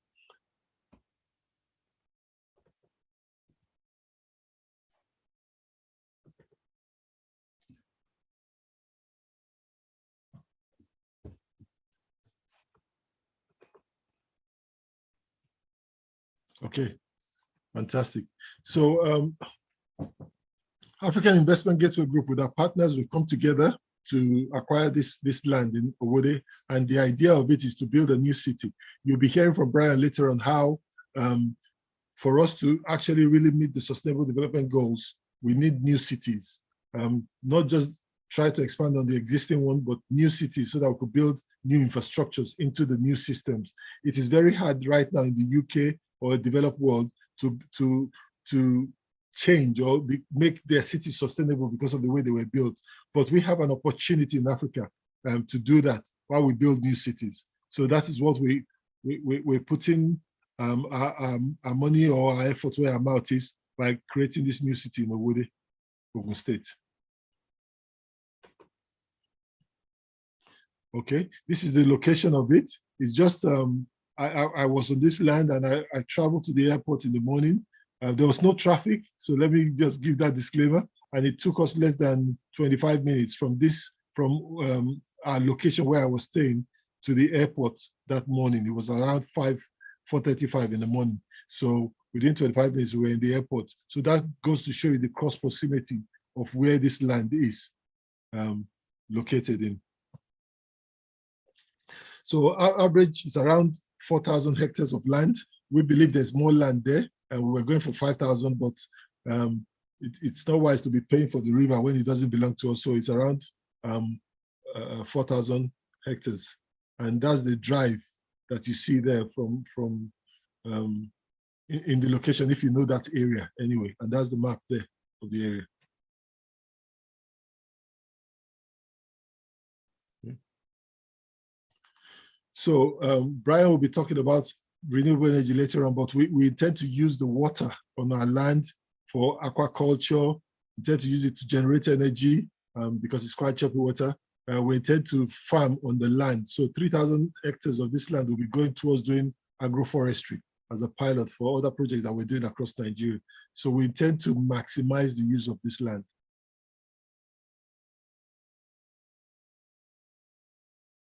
So what is being built on the land at the moment? So Medic City, I talked about, I showed you the video. Sun Eco City, it's a 50,000 home development, which we hope to be completing in the next 5 years. On the city is a self-sustainable city. The only reason you will leave Sun Eco City is to travel out.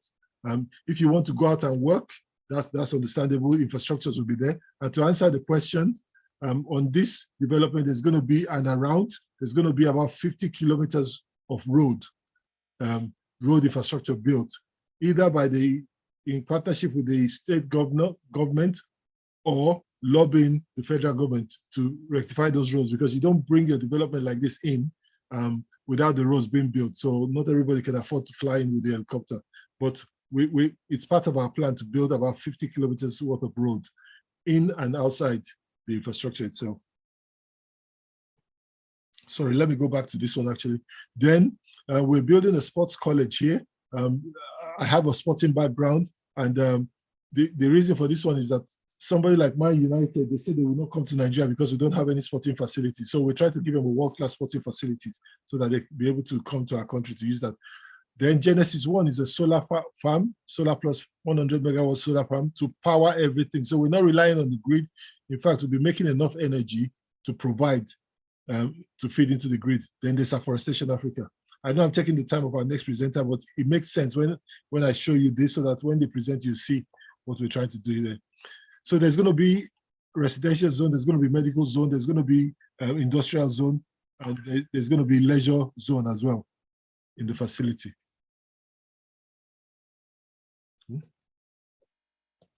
Again, it's going to be very green. There's areas of this area that you cannot drive in.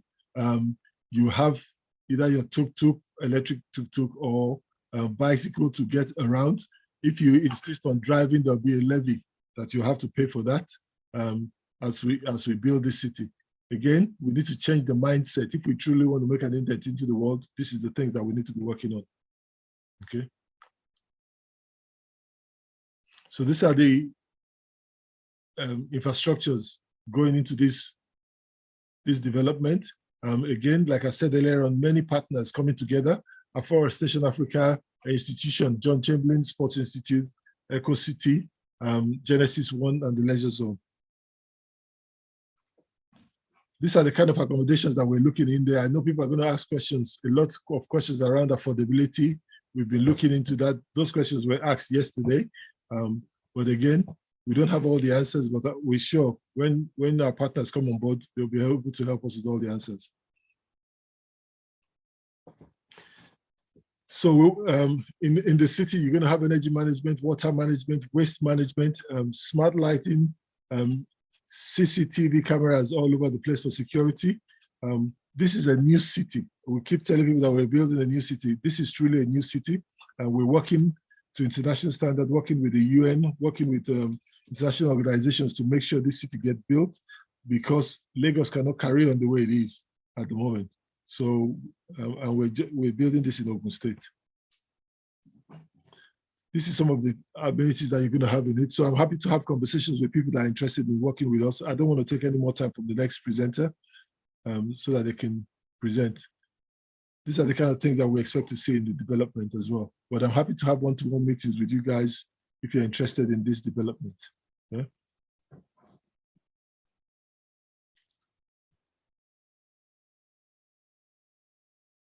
Fantastic. Now I want to welcome our partner. Let me stop sharing. So our partner, Lenka, works for an organization called Solve. We got together with them a few months ago just to see how we could bring the best expertise into projects in Nigeria. And they came up with a fantastic idea. I'm not going to ruin it. So I'm going to pass over to Lenka now to answer. Afterwards, we'll do a quick question and answer for anybody that has any questions for us, and then we'll go into it. So let me pass you over to Lenka Laukova. Thank you very much, Lenka.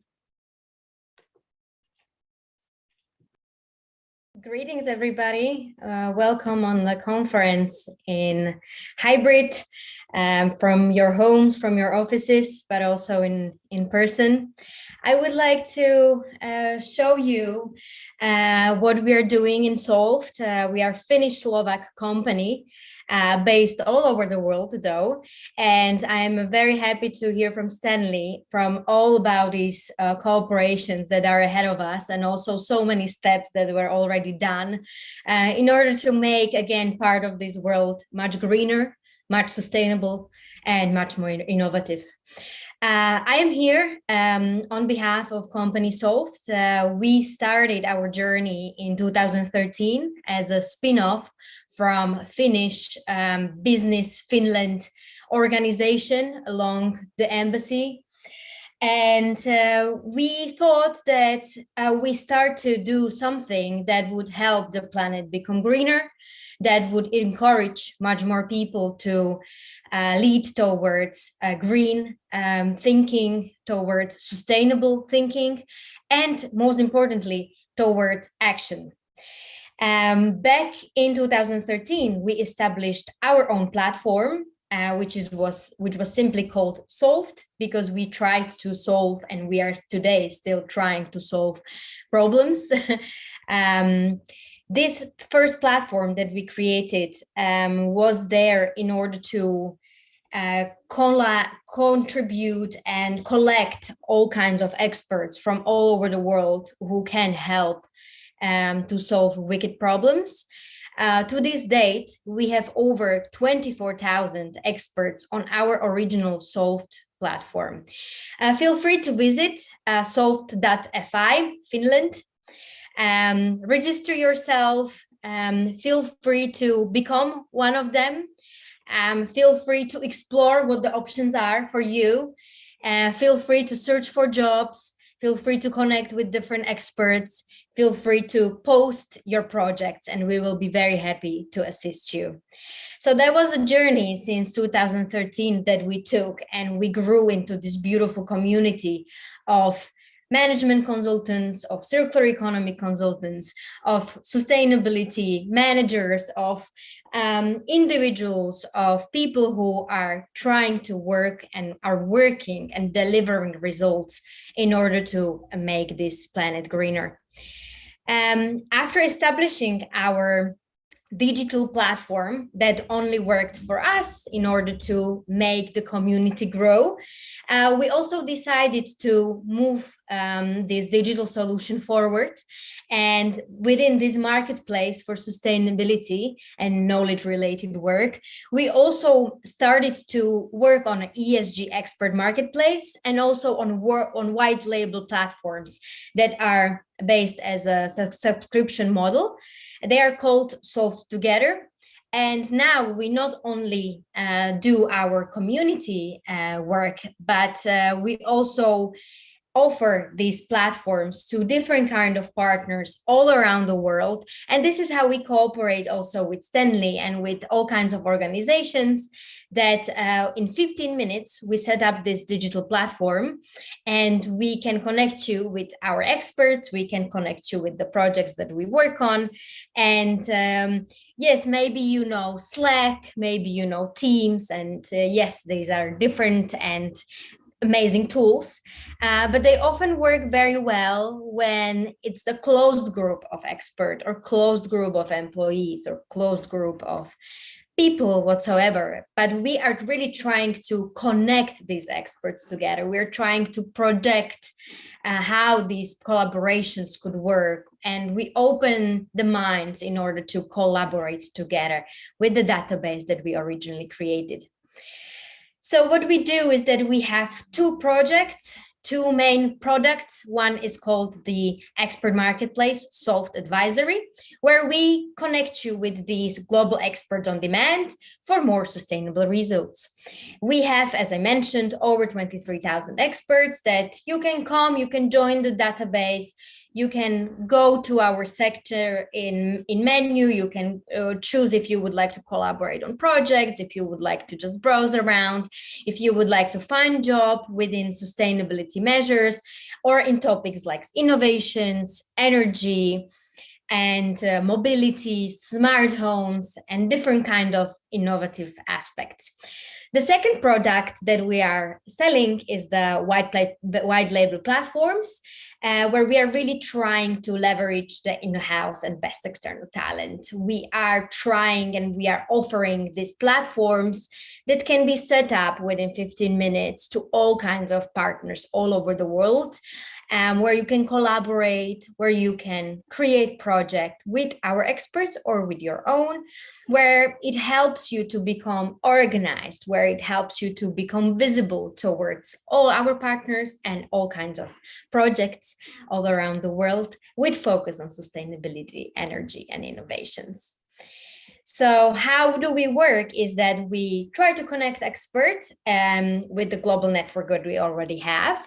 We can also find and hire these experts for you, or you can also do it on your own via the database that we have within one click away from seeing the job offers online.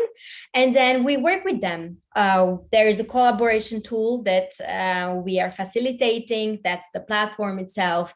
You can tag people, you can go through their profile, you can post, you can interact, you can cooperate and coordinate through all kinds of different tools that are already available. So you can embed links, you can attach all kinds of Zooms or Google Meets or whatever is there on the market. So it makes really the collaboration much easier.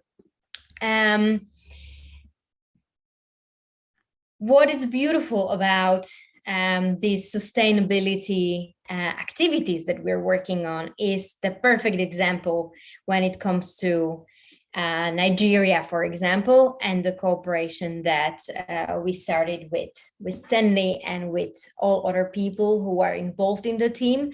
We are very happy that this is one of our projects that we are involved in, as it leads to becoming sustainable city, and then hopefully copy pasting the same objective to all over the world and helping the governments, but also the non-governmental institutions to think differently and to look at all these challenges as possibilities that we can do. What we did in this case is that we established a team together with the partners.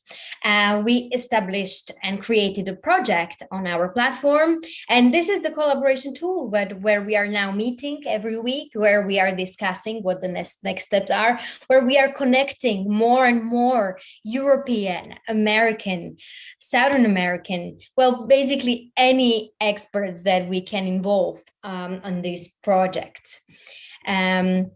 There are concrete projects that we already started and that we are searching for excellent experts all over the world in order to join these concrete projects.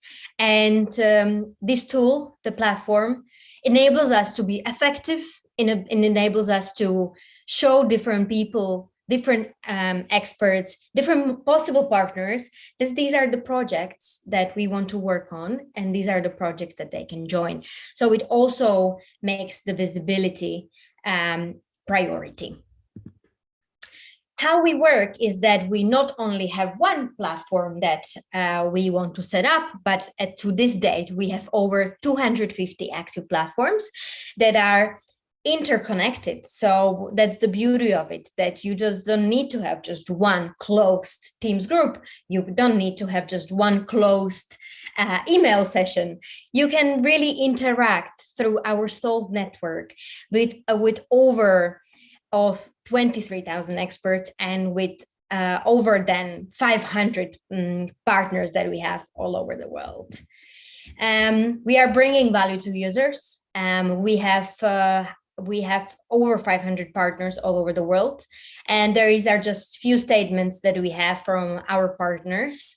We are really helping to foster the innovation within the organization. We are helping certain clusters, innovative network, organization, governmental organization, non-governmental organization to become much more organized, to really leverage more agile workforce, that saves money, that saves time, and that these external on-demand experts are really there to collaborate with you the second you meet them on the platform. Shortly, I would like to discuss our cases and beautiful projects that we have done since we are established. So we worked on thousands of projects individually in Denmark, in Finland, in Norway, in Sweden, but also all over the world. There are beautiful statements from the planning officers, from the smart city initiatives that we delivered, and we want to continue. And we are very glad that one of the partners is actually also placed in Nigeria. When it comes to white label platform cases, we are focusing on impact ecosystems, as we can connect you with many experts. So then the impact is created. There are several co-works that are using us because it's very easy to set up these collaborations and connect people who are come and go, and one day they are in the office and the other one they are not. Then expert networks, just like we became few years ago. Then we are also experienced in volunteering platforms. We have helped several cases during the COVID crisis, but also recently with the energy topics in Europe. Then there are several in educational hubs. We are working with many universities all around the world, where they can post their courses, where they can engage with their students, where they can go through certification, where they can post all kind of learning knowledge hubs. And it just makes their life easier because it's all under one umbrella, under one place, on their own platform, created in 15 minutes. Then we often cooperate with impact ecosystems, with incubators and science research networks towards innovations, energy, and sustainability topics. Proud of is that we have over 300 platforms which are active, and Loop is one of them. It's a circular economy platform that is linking major players in Nordic region. This platform is really helping to inspire and to showcase the best circular ideas, leading towards circular economy, waste management. And so far, they have more than 500 Nordic startups in there. And we are happy that they are using more than 4 of our platforms to this date. To mention a few more examples, I would like to show you EU TechBridge, for example, which is based in Canada, and they are using us or their own platform through us in order to establish collaboration between European small, medium enterprises and Northern American, especially Canadian experts. Then we have a beautiful collaboration with Clean Solution Platform, which is based in Denmark, and it connects Danish companies and organizations to create and to make this world greener. Then we have Reformers Hub by the European Bank for Reconstruction and Development. This platform is links community of public officials, and it helps them to gain new knowledge by accessing news, by knowing more assets or trainings that they would like to share between 10 ministries in Ukraine to support the reforms in the public sector. I'm especially also proud on a cooperation with Youth Climate Leaders, which helps the climate action with youth trainings, create networks, and shows concrete opportunities on how to fight the climate change. Feel free to let us know if you would like to become an expert, or if you would like to cooperate on your next project or on a project that is already ongoing. We are present in all over the world. We are very happy to also start the active cooperation in OTA, Nigeria. And feel free to let me know via the email, lenka@solve.fi. Visit our website. And thank you very much for your time. Enjoy the conference in person, but also online. And thank you very much for listening. Have a nice day. Fantastic. Thank you, Lenka. Please don't go anywhere yet, because I have some questions, and I'm sure some people are asking questions already. What I want to do is just, wait a second, let me invite somebody to join the panel.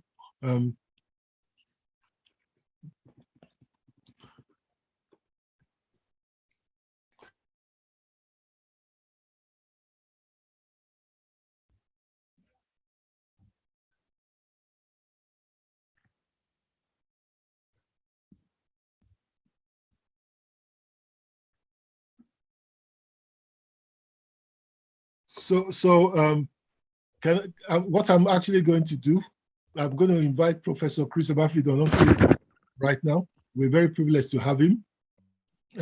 Anybody that doesn't know the professor, they are missing out. I've been fortunate to be at a few of his presentations, and he actually opened my eyes to what technology can do. So any partnerships that I'm forming with other organizations right now is as a result of him opening our eyes to what technology can do. So he has his hands up. We will put his hand down and we'll just give him, welcome, Professor. We're very grateful that you're here. So any questions that you might have for Solve, go ahead and ask. I'll do my best to answer, and Lenka will also be able to answer the questions as well. Madam, can I just ask Madam Dr. Obaseki to come back on stage? If you can add Dr. Obaseki back on stage so that she'll be on the panel. And one more person I want to add is Madam Angela, CEO of Green Renewable Energy Group. Madam Angela, if you could come on stage so that we can answer the questions together. Madam Angela, don't be shy, come on stage. We can answer the questions together. So, yeah, I'm already. Professor, I've given you the platform. Please have a word. Can you hear me? Yes, we can hear you. We can hear because you. I don't know whether my camera is on or not, but I just want to thank you for your contribution because I will need more African youths, not just Nigerian youths, to hear this. And more importantly, understand the direction of travel in terms of global economy in understanding circular economy. Because right now, Africa has not embraced this technology because of basic difficulties. So I want you to expand on how the current African youths, not the old men, I mean, those that are below the age of 25 are already technophilic. They are what is called digital natives. How do you think a high school kid and a college kid can tap into the principles you have explained to us today on the circular economy? Thank you very much.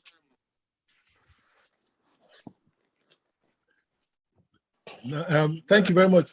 Thank you very much, Professor. Yeah. Hello, can you hear me? Yes, I can hear you loud and clear.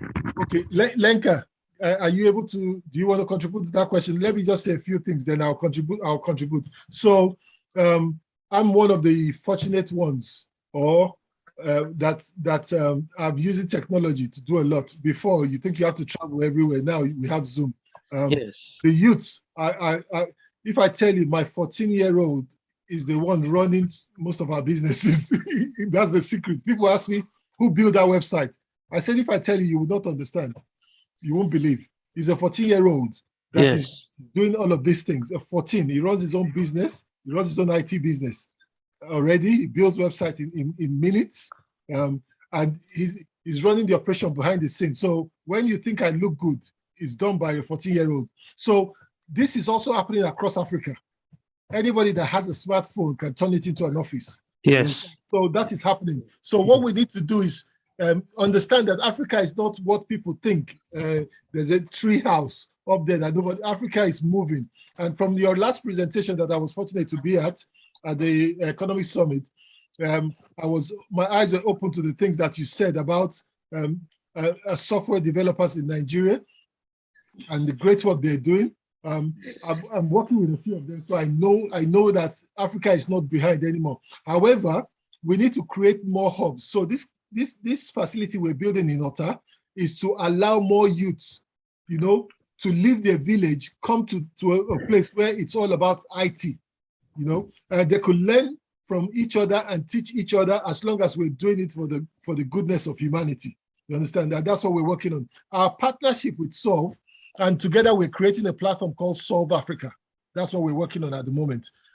Solve Africa means that all these technocrats, wherever they are across the world, will come together and help us build this city that we want to build. So we don't need to take 5 years to investigate something that has been done already in Finland or in Switzerland. You understand? We'll get this together. They'll show us how they did it so that we can go and implement it. And some of them will walk us through the journey of doing it. That's what gives us the braveness to say we're building these big sustainable cities, including the tech city that we're building in Ota. Partnerships with Solve, it's what gives us the balance, if I could use that word to say, or the confidence to move forward in our endeavor. So Madam Angela is here on this platform. She's the CEO of Green Renewable Energy Group, and they'll be supplying the power that we need for all of this development. I don't know if she has anything to add to my question, or Madam Jennifer, if you have anything to add to what I've just said. Thank you. Good afternoon. This is Jennifer Obaseki. Solely, I'd just like to add that, as I've said, it is about training right from the grassroots. Only when a youth or a young person has it put within their curriculum or training what their capabilities are, will they soonest know what their own career options are. Hence, it's really important that right from the get-go, we have some insight toward career paths, insights within our core training on IT skills. Then they can develop themselves. They can learn to do robotics, even become surgeons, and how to use technology online, and how to also market themselves. As I said before, developing their soft skills also on how to portray themselves, their CVs, how they actually deal and interact during interviews is essential, so that they know how to communicate, not just at their very best within Nigeria, but also on a global platform. Fantastic. And this is pure evidence that since we've been partnering with Solve to do this project, I know how much I have learned. I know how much most people in our team has learned from Solve on how to do things internationally and the solutions that they bring in. So that international collaboration is very, very important. It's not good enough that you know how to do something in the Nigerian economy. It's a big world out there. As Professor just said, you could be on your computer, you're discussing or doing work for somebody in India or somebody in America.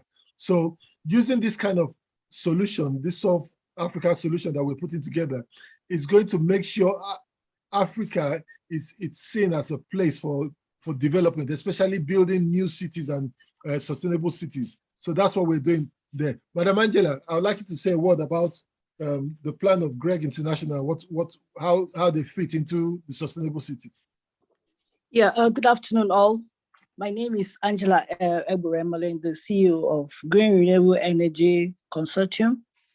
So it's, thank you very much, all the speakers, all, since morning. It's actually a welcome idea, this Owode project that Green Renewable Energy Group is going into.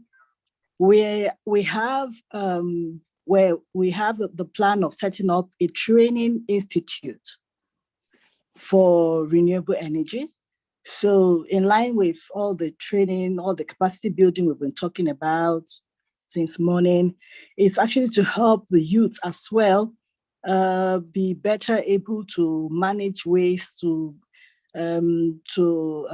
harvest wealth from waste, make something good out of it for themselves. And then on a larger scale, we'll also harness that waste to generate electricity, biomass, so that we can reach our target. Our target is to generate 100 megawatts of renewable energy within the next 1 year of commissioning. and then 1 gigawatt eventually across Nigeria in 10 years, and 10 gigawatts across Africa in 10 years. So that's our long-term plan, but we have to start with baby steps, so to say. So by the time we harness all what we are planning and putting it on ground, with collaboration with Solved, we know that we'll get there. Nigerian being a place with where you can, that there are so many opportunities in Nigeria. So this is an opportunity for us to actually gain so much, develop so much in Nigeria. And where else would it be? Ogun State, like a green area, so to say, where there's so much the Nigerian economy can gain from. Thank you. Fantastic. Thank you very much, Madam Angela, for that. And so the partnership with Solve is to bring experts to do this. Usually when you see a project in Nigeria, we're looking for experts left, right, and center. With this platform that we're working together, the experts are right at our fingertips to help us solve the power problem, to help us solve the building problem, to help us solve the agricultural problem. Every sustainable expert across the world in their database of 24,000 we have access to. And that's the relevance of forming this partnership. So I'm very proud of the partnership that we have with Solved, informing Solve Africa. And Solve Africa platform should be up and running in the next few weeks. There's been some delays from our side, but that should be up and running for the next few weeks. And we'll be hopefully launching it at our next event 3 months from now as we speak. So I want to say thank you very much to Lenka and our team at Solve, and for the patience they've had with us in terms of developing Solve Africa, the platform. And I look forward to us achieving great things going forward. Thank you very much. Thank you. Thank you very much. Just ahead of, we're a bit ahead of schedule. So if I could go back and just touch on one of the things that we're working on at the moment in AIGG. So yes, we're working on this project in Ota, the Sun Eco City, the power project. We're also working on the Medic City. But another fintech platform that we're working on, just like Solve, is called NIG Money. And I'm just going to share my screen. So that's, just bear with me a second while I share my screen. Stanley, while you do that, could I just make a comment on go ahead. Sorry, Chris's question? Please, go ahead. So if I believe I'm introduce yourself. Introduce yourself. Sorry, everybody. Hello, I'm Brian Vince. I'm the Chief Sustainability Officer for GREG, which is Green Renewable Energy Group International.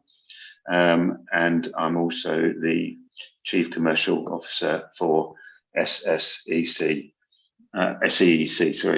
which is a sustainability consultancy. I've been kindly invited by Stanley to give you a talk on the renewable investment opportunities within Nigeria. But in answer to Professor Chris's question on how we educate and re-educate the 20 pluses who are tech savvy into the circular economy philosophy, the smart sustainable cities that we are building principally on that very principle. That is one of the core values of those cities. And the idea is that these people will be the demographic we'll be looking at for them to build and buy homes there. And as such, it's I believe it's a sense of ownership and pride in where you live. And as the city is based on circular economy, it will just become a way of life. And it's the easiest way to train anybody and to make them understand the importance of it is to actually live it. So I believe the advent of the smart sustainable cities will be the answer to educating the tech savvy youth today. Thank you.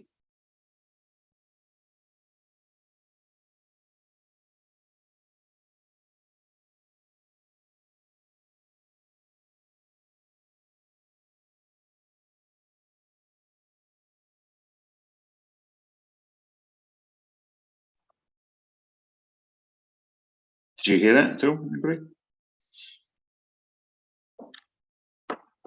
Yes, we heard you, Brian. Thank you. Oh, okay. So thank you very much, everybody. Thank you, Brian. I also want to extend my thanks to Lenka and Madam Angela for coming on board. And thank you very much, Dr. Obaseki, for coming on board. And we're very grateful to have Professor Mafidon with us this afternoon as well. I want to just share my screen so that I could just share something with you guys. Can you see my screen? Okay, good. So this is NIG Money. This is one of the other fintech platform that we're working on at the moment at African Investment Gateway Group. And this is a cross-border payment platform that we've been working on now. We're very fortunate to have a few partners that are working with us on this, which we're going to keep quiet for now. But we hope to launch this in the next 4 months. And it's going to be just like Western Union and all those money transfer. But the difference with this one is that it's going to be used between the African countries in terms of trading. At the moment, if you buy something in Senegal, you have to go and do a SWIFT payment, which will take 3 or 4 days.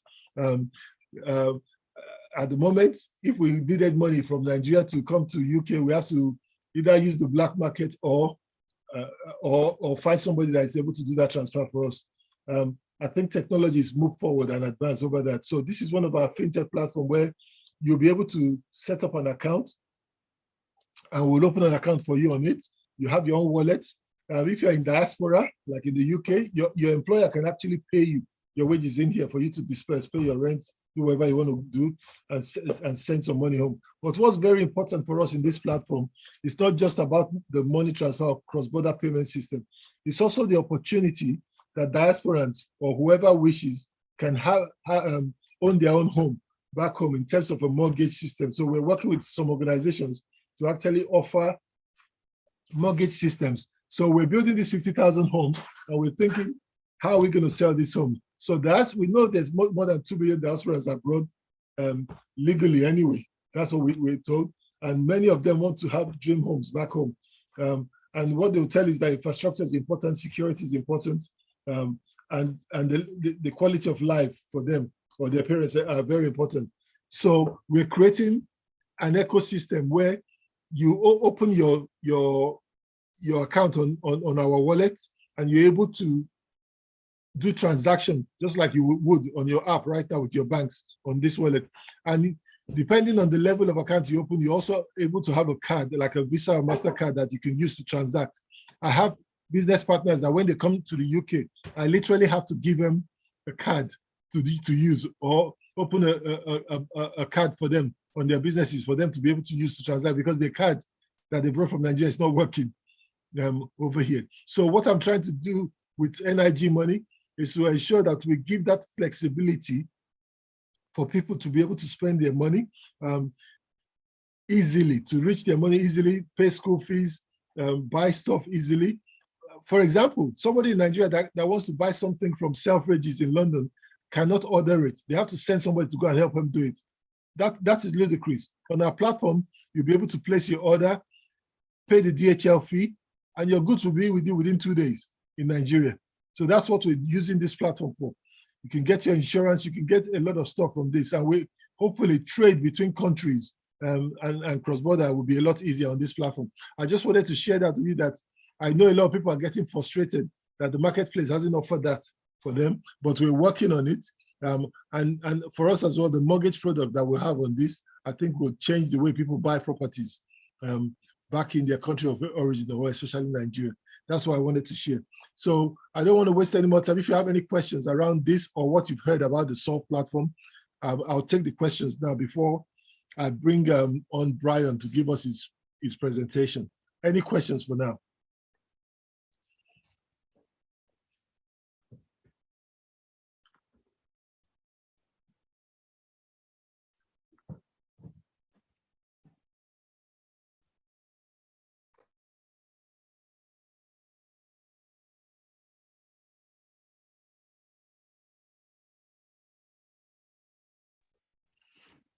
Mr. Shegun, please go ahead and ask your question.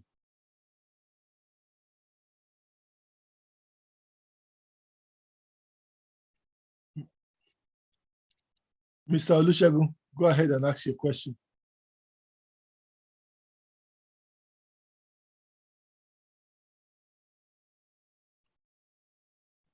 Okay, can you hear me now?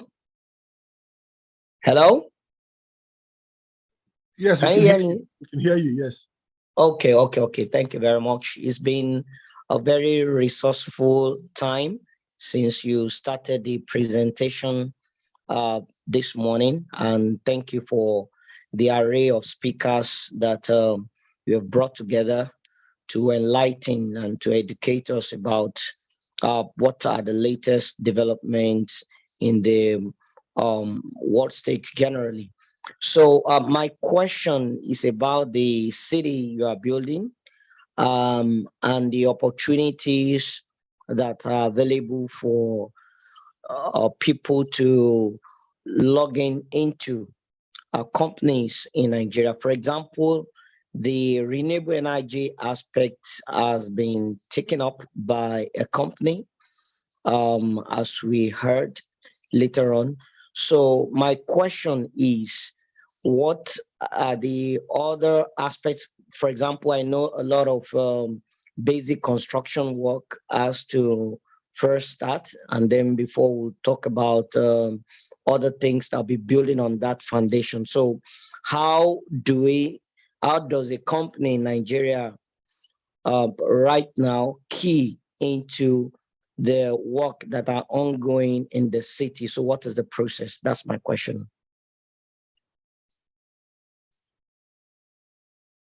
Thank you. Fantastic. Thank you very much. That's a brilliant question. So as you can see, I know you said that the energy side has already been taken by a company.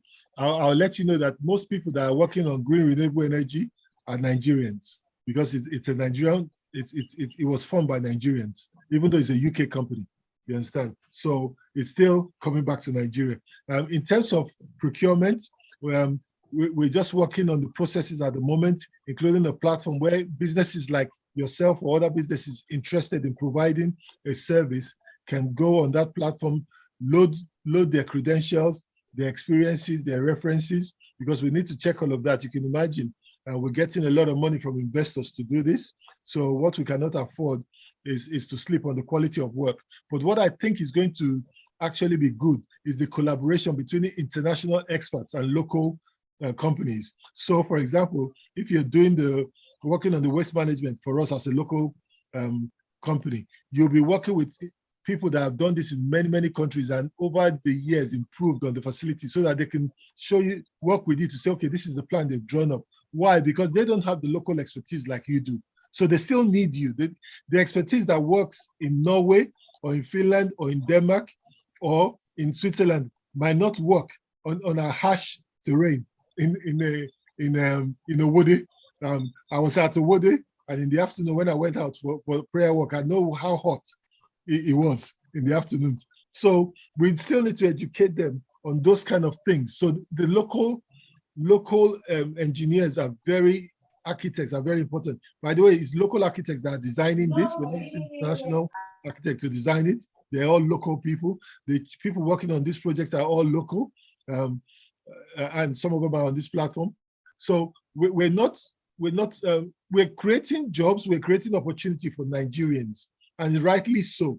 Where we cannot find the expertise in Nigeria, we go abroad to find it and bring the expertise back to help us. But we're not taking anything away from that. So if you keep in touch with us through our website and through these programs, we'll update you on how local organizations can key into what we're doing. I hope that answers your question.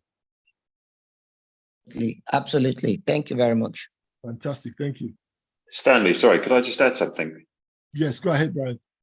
So the other thing to consider is that whilst this technology comes from around the world, and a lot of these companies are from around the world to provide the technology, it's not in their interest financially to transport their labour halfway around the world to work in an environment that they're not convivial with. So the majority of the work will be actually undertaken by locals. And one of the key principles that we would be doing is that the modules for the housing are prefabricated models. So there is a pure opportunity there for fast hands-on education in terms of the prefabrication of the models. And then once you get going, it's a production line. So, we're looking at replicating these models throughout Nigeria, Africa, and beyond. So, the skills that the locals in this particular area of Nigeria pick up will be valuable for years to come. Thank you. Brian. And if I could just add to what Brian has said, there's going to be an institute on the land. So if somebody comes with an expertise from outside the country, this will be the only opportunity they have to do that job if we bring them in from outside the country. Why? Because they will be mentoring hundreds of other people to do that same job. It is our responsibility in AIGG or any of the sister companies to make sure if we bring an expertise from abroad, they must train hundreds of people to do what they do and get it certificated as well. So that next time we have that job to do anywhere around the country, it's the youth that have been trained that will be deployed to go and do that job. So we're not just talking about bringing expertise in and letting them go away. They will impact and they will train, they will mentor the youths and the next generation in doing that same job to that level, so that our youth will know the level that is expected. So that if our youth leave Nigeria and want to go and do the same job in Ghana or in South Africa and get paid handsomely for it, they can boast of where they've got their training from. And that's the kind of organization that we're setting up right now. Thank you very much. Any more questions?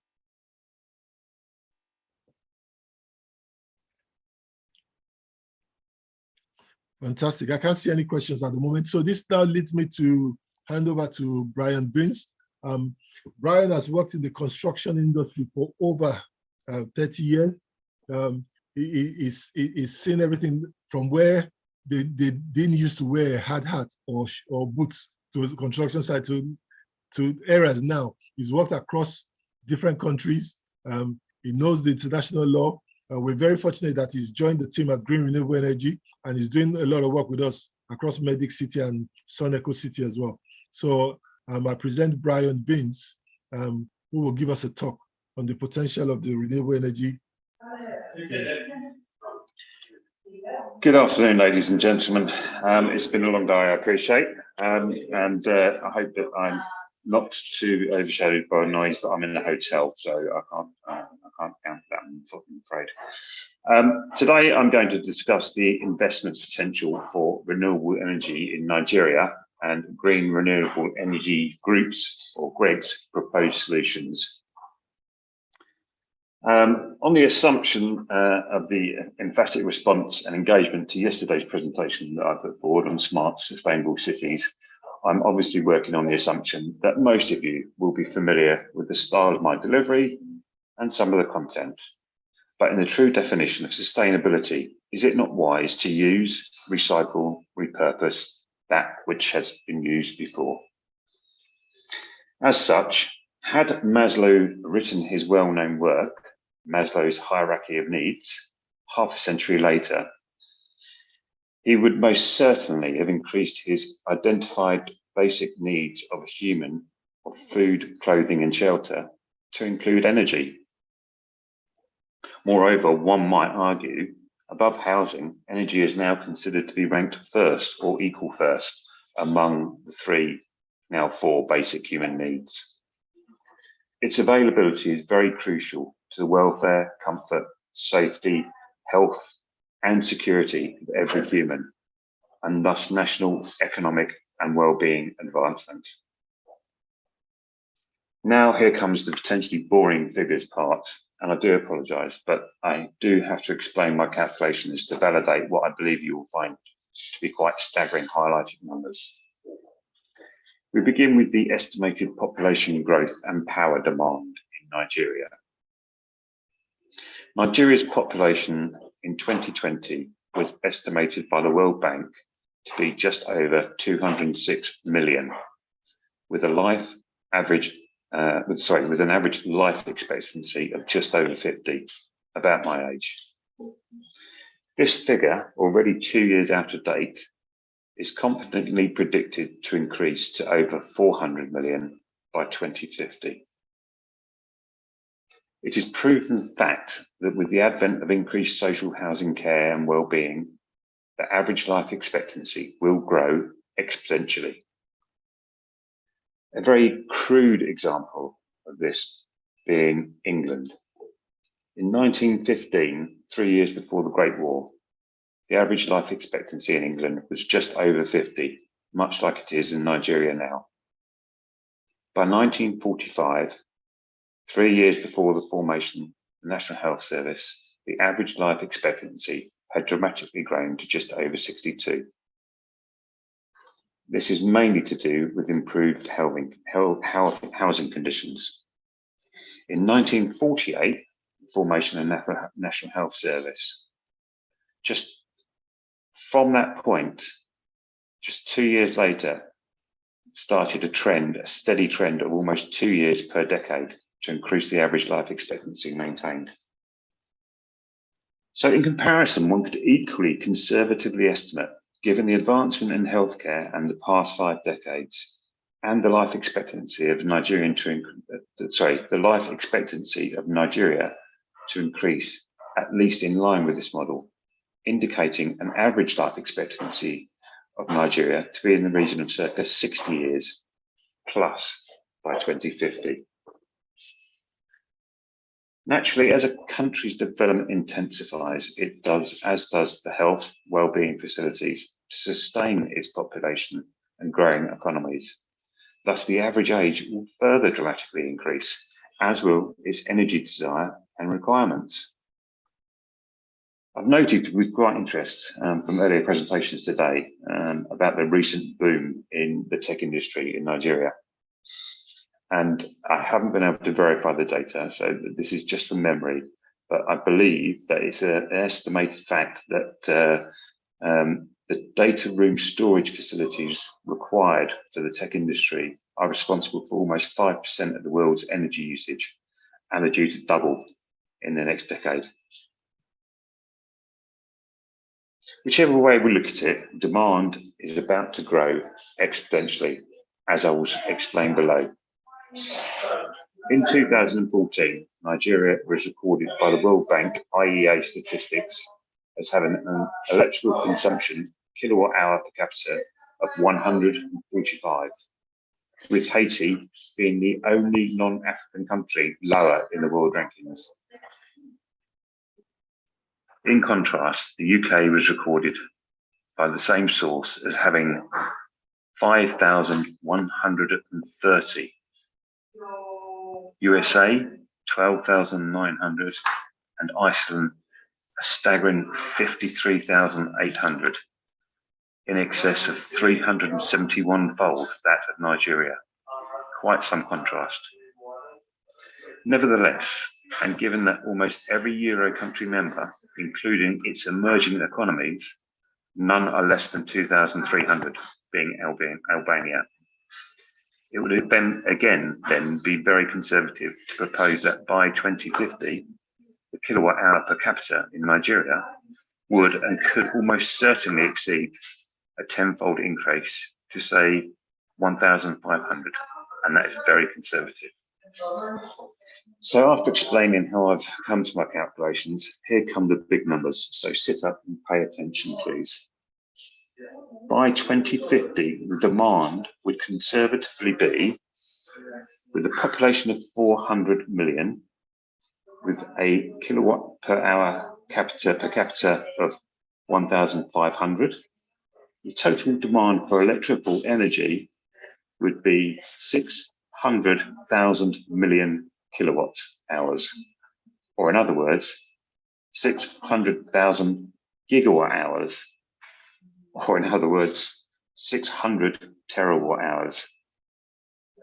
To put this into some form of perspective, Nigeria is estimated to currently produce approximately 12 megawatts of electricity, with an average only 4 megawatts of that electricity being successfully distributed on a daily basis, which, if left unchecked, would leave a deficit of 599.999996 megawatt hours. At an average capex cost per megawatt being circa 5.4 to 6.7 million per megawatt, this would require investment upwards of 3.2 to 4 trillion of investment in the next 25 years, or 130 to 160 billion dollars per year, which coincidentally is in excess of the GDP of Belize. So there is a real need, and there is a huge market. The figures that I've just given you are probably a fraction of the reality. So we at Green Renewable Energy International, or GREG, as we prefer to call it, has a current mandate, as has been mentioned previously, to provide Nigeria with 1 gigawatt of renewable energy in the next decade, and 10 gigawatts of renewable energy across Africa in the next decade. By what means, you might be asked, how are we achieving such ambitious plans? Well, renewable sustainable sources are many and wide-ranging, and quite often it is with the combination of more than one that provides the most suitable solution, especially if you aspire to circular economy. We believe the renewable sources to Nigeria and Africa include, but are not exclusively, solar. Many are misconceived that solar energy collection is limited to photovoltaic panels, PV panels, or solar thermal collection for water heating. But it is a fact that these systems have their limitations. For example, it's lesser known fact that PV systems start to lose their efficiency as the temperatures rise.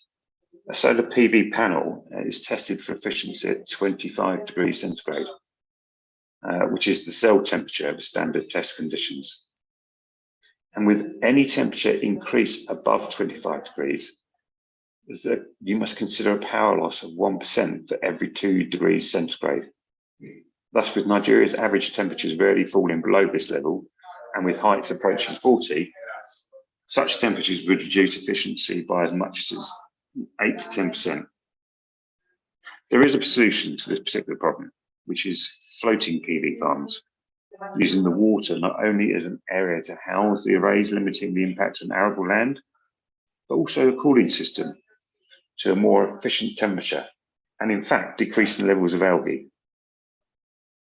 Also, both of these systems only produce electricity during hours of sunlight. The storage batteries are currently both expensive, have limited lifespans, and are generally constructed using limited eco-harmful components. However, there is a new kid on the block, known as concentrated solar power, CSP, towers or parabolic systems. Now, the tower system works by positioning highly reflective panels to direct the sun's rays to a single point, mounted typically on a central tower containing a fluid filled with a heat transfer fluid, usually a salt solution, that absorbs the thermal energy, heat, from the focused sunlight. This can reach temperatures of over 500 degrees C. This liquid is then pumped to highly insulated tanks, where it is utilized to create steam for the power of steam generation to produce electricity. The key and obvious advantage of this system is that the energy can successfully be stored at these temperatures, thus allowing the system to continue producing solar power electricity throughout the hours of darkness. The parabolic trough system, which are a type of linear consensus system, and they get their name from the large parabolic curved trough-shaped collectors that are used to concentrate sunlight onto a linear receiver tube mounted above them. They work pretty much on the same principle as above tower version. And one such example, which I would advise everyone to look at, is the 580 megawatt Noor concentrated solar power station in Morocco. The next point is hydro. Whilst there are at least 3 hydro power plants currently capable of being operational in Nigeria, their potential output equates to approximately only 10 to 15% of the total output, with the remainder being fossil fueled. It is also a fact Nigeria is currently in the top 10 worst offenders in the world for flaring.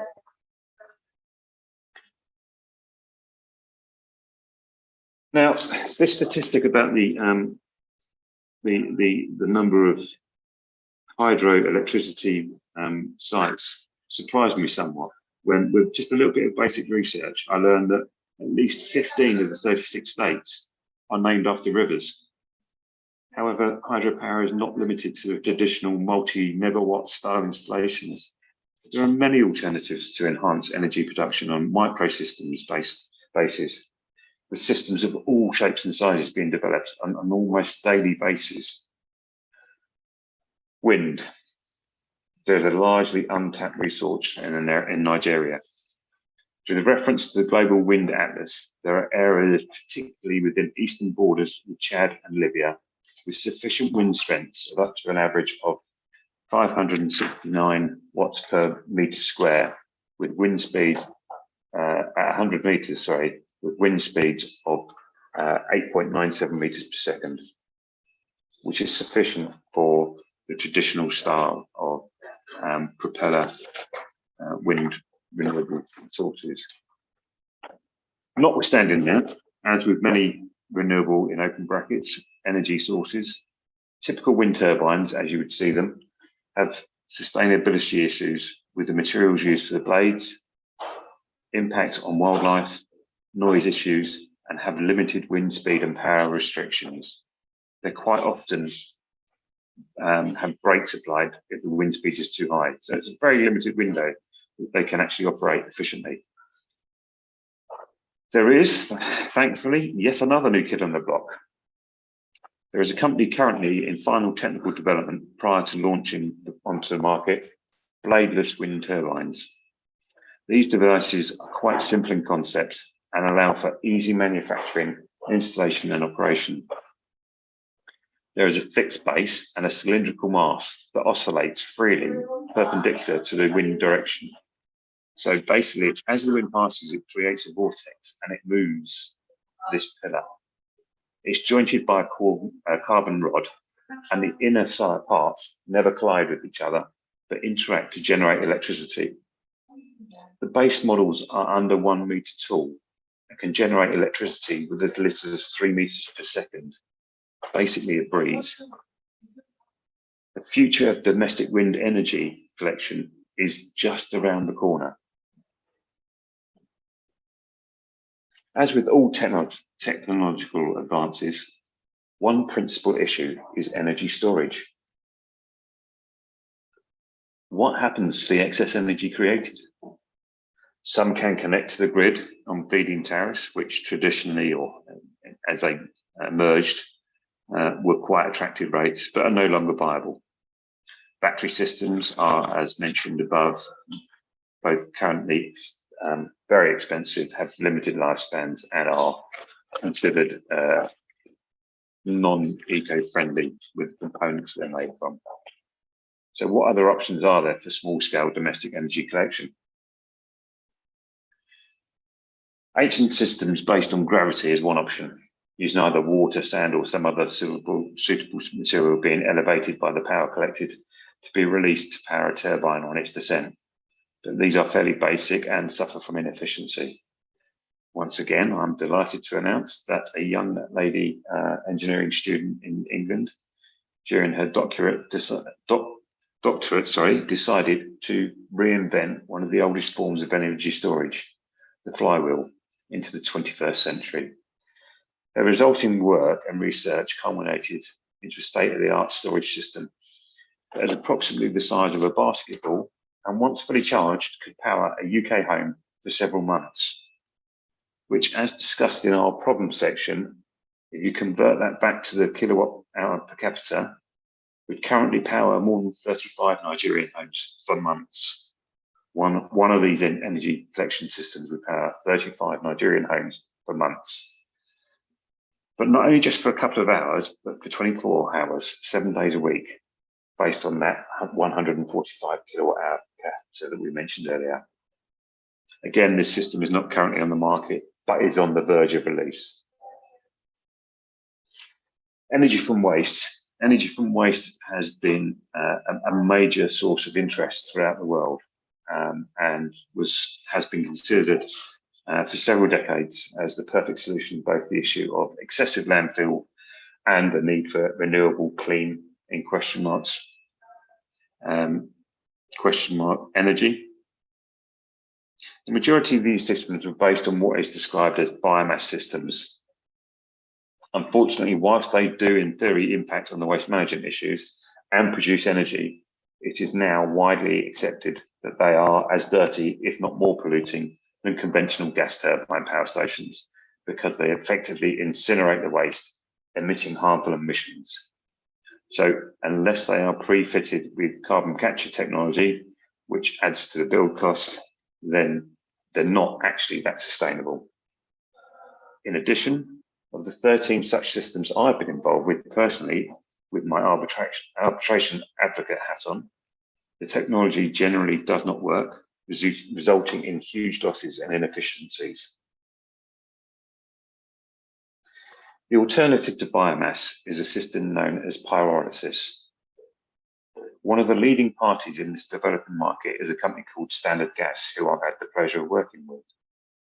Their technology uses a wide range of non-recyclable through to hazardous waste instead of fossil fuels to generate biogas.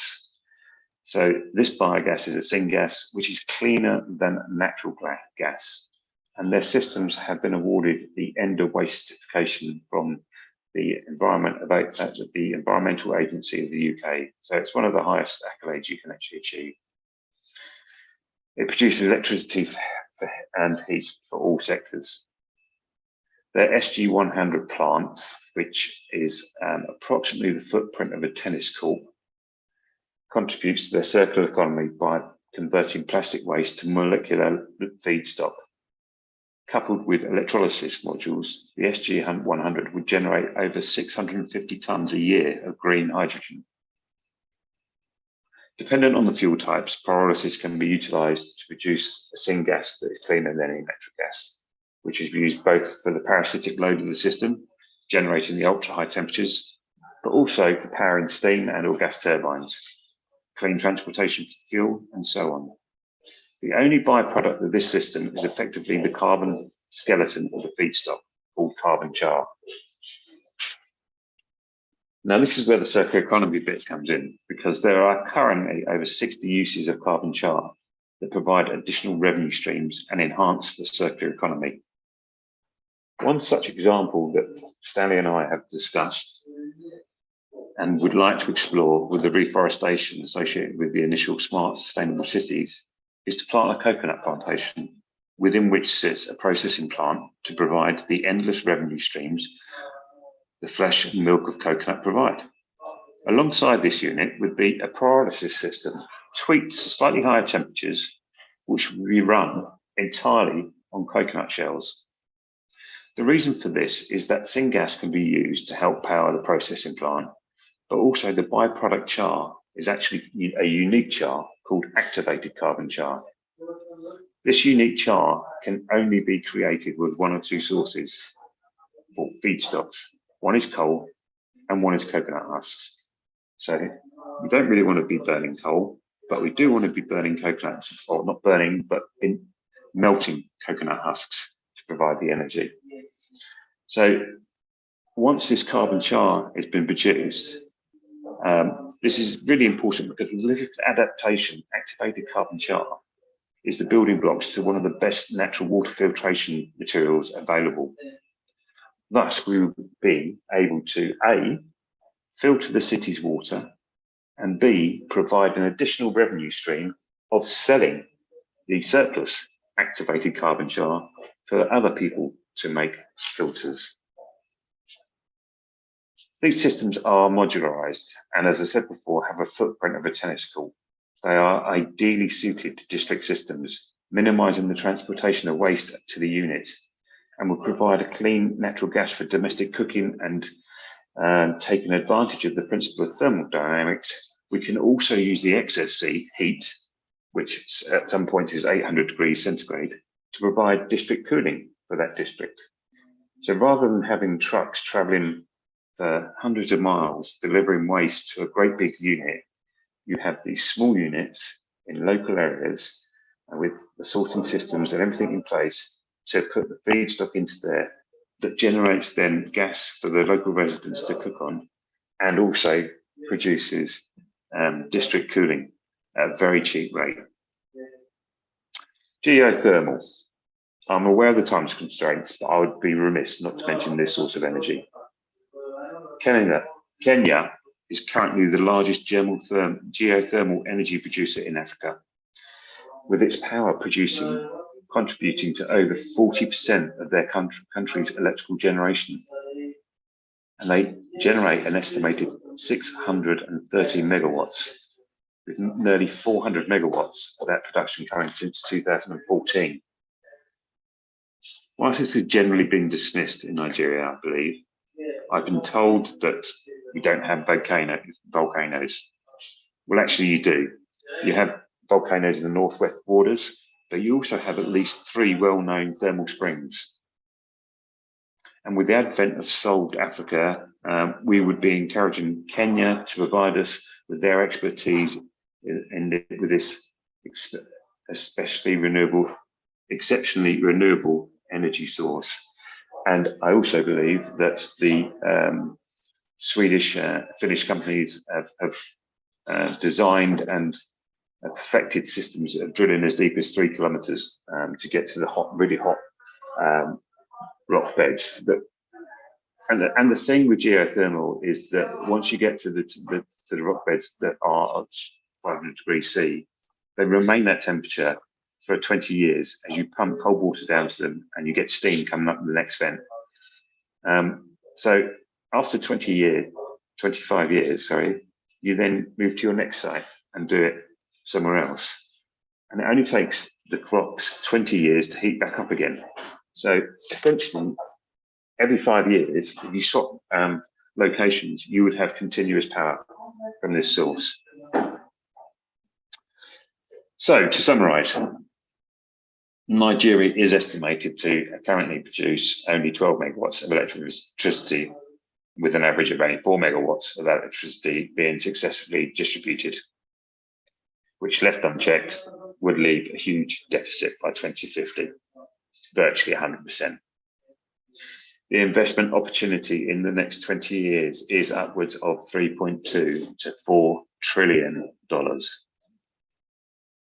Greg International have consultancy and advisory services to advise our clients with high energy demand on the power options available to them and how renewable energy and hybrid renewable energy, putting different systems together, could be the cost saving and more reliable for their businesses.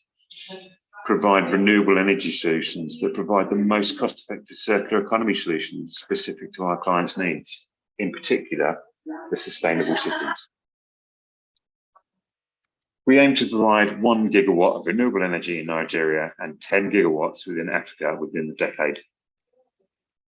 And we aim to provide communities with access to electricity on a daily basis on the grid, but also to provide enough renewable energy to single source requirements such as the smart sustainable cities with a 24/7, 365 power output without interruption.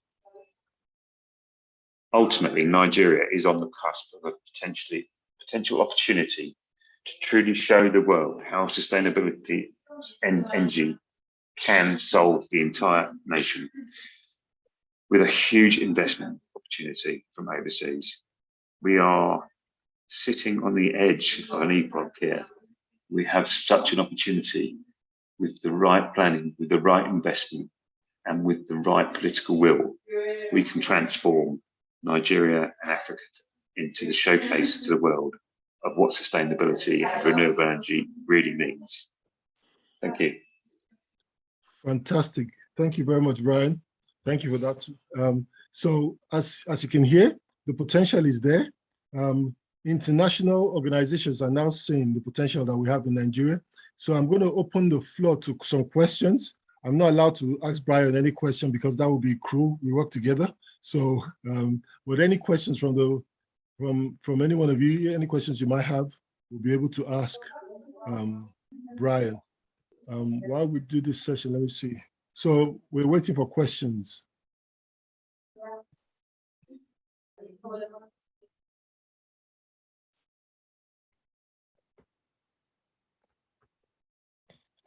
I explained it so well, Stanley, that they've fallen asleep or they understand everything perfectly. Or no one's left on the call. It is well.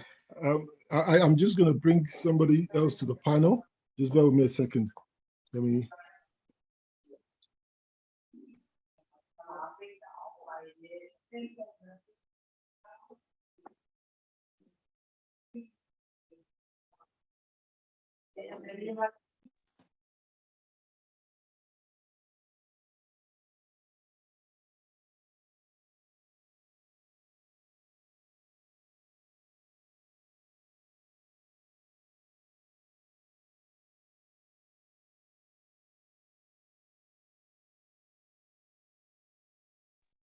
So there's no questions at the moment.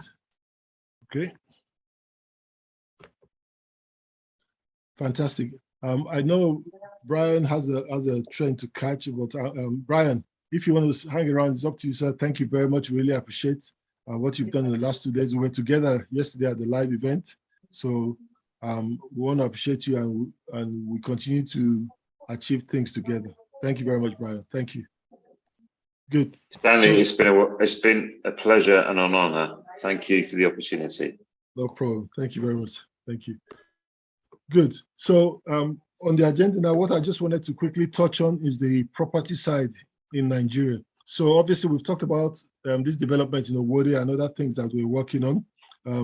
I was in Nigeria, like I said, in May, and I attended a property developers forum with some of our partners. And they showed me all the opportunities. We went on their site, we saw everything. And by the time we concluded the forum, it was very obvious that Nigeria just does not have a housing problem. There's houses being built left, right, and center in Nigeria. Just go to the Ajah axis, or go to the Akwa axis, or go to Abuja. You see houses are being built left, right, and center. But the question is, how affordable are these houses? If you say affordable housing, if you say luxury housing, there's a lot of houses being built everywhere. So we're working with AFPIN, which is the African Property Investment Group. And what we're trying to do is work with organizations to bring in a structured mortgage system into the country. We know some banks offer what they call mortgages, and we know some people do offer that. However, we're lobbying international government to make sure we have a mortgage system. Why? Because we strongly believe there's an economy that the Nigerian government is not taking advantage of. I'm aware how this thing works in terms of off-plan and how people buy. But can you imagine the possibility where you have a fantastic mortgage system and what people would pay 30 million, 40 million for, with a mortgage, they'll probably pay 3 times that amount without even questioning you about it. That is an economy on its own. That's a revenue on its own. So we're lobbying government. We're working with organizations to bring a mortgage system. We work with our Israeli partners to bring a mortgage system into the country, bring technology that will also fast track in terms of people buying their own houses or owning their own property.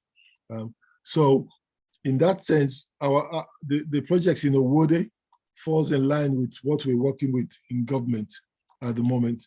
So what I want to just add is that in the property section in Nigeria is booming, rightly so. People need houses to live in. However, the question is how affordable it is. It is traditional that everybody wants to buy their own piece of land and build their own houses. That's not so much possible anymore in Lagos, unless you're going to, like I said, the Ekpe and the Ikorodu area. But for us, we strongly believe that the middle class in Nigeria should be able to afford their own houses. And also they should be able to live in the same level as their counterparts anywhere in Europe or across the world in terms of enjoying supply of power, enjoying supply of fresh food, and also enjoying security. And that's why we're trying to combine all of this together in the Sun Eco City that we're building in Ota. So we're inviting partners, we're inviting colleagues, we're inviting friends across the world to say, come and work with us to establish this. Africa is open for business. Nigeria is open for business. And the opportunities for investors, it's incredible. Opportunities in the real estate side is incredible. 200 million people, they need homes to live in. They need power generation. They need schools. They need hospitals. They need clothes. Most of the thing we do at the moment is coming in on importation. Can you imagine if in our city we managed to persuade one of those Chinese investors to build their own manufacturing factory right there where they could manufacture the clothes, the same clothes that you buy abroad, you can have locally at the same quality with these manufacturers. So the aim of what we do at Nigerian Trades and Investment Summit with all our partners, Nigerian Investment Gateway, Greg, AFPING, Nigerian Property Investment, all we do is to showcase and shine the light on the investment opportunities that are in Nigeria, the largest economy in Africa. So I want to take this opportunity to thank everybody that has been with us all through this time, those that were with us at the live event yesterday, and those that have joined us today as well. I want to say thank you. African Investment Gateway Group is waiting immensely to work with you, work with your businesses, help you attract the investment that you need for your businesses. We have the technocrats, we have the expertise across the world. We have expertise. When I was doing some researches, I was finding Nigerians working in some of the biggest organizations from across the world. These are talented people that we can bring back home to help build our nation.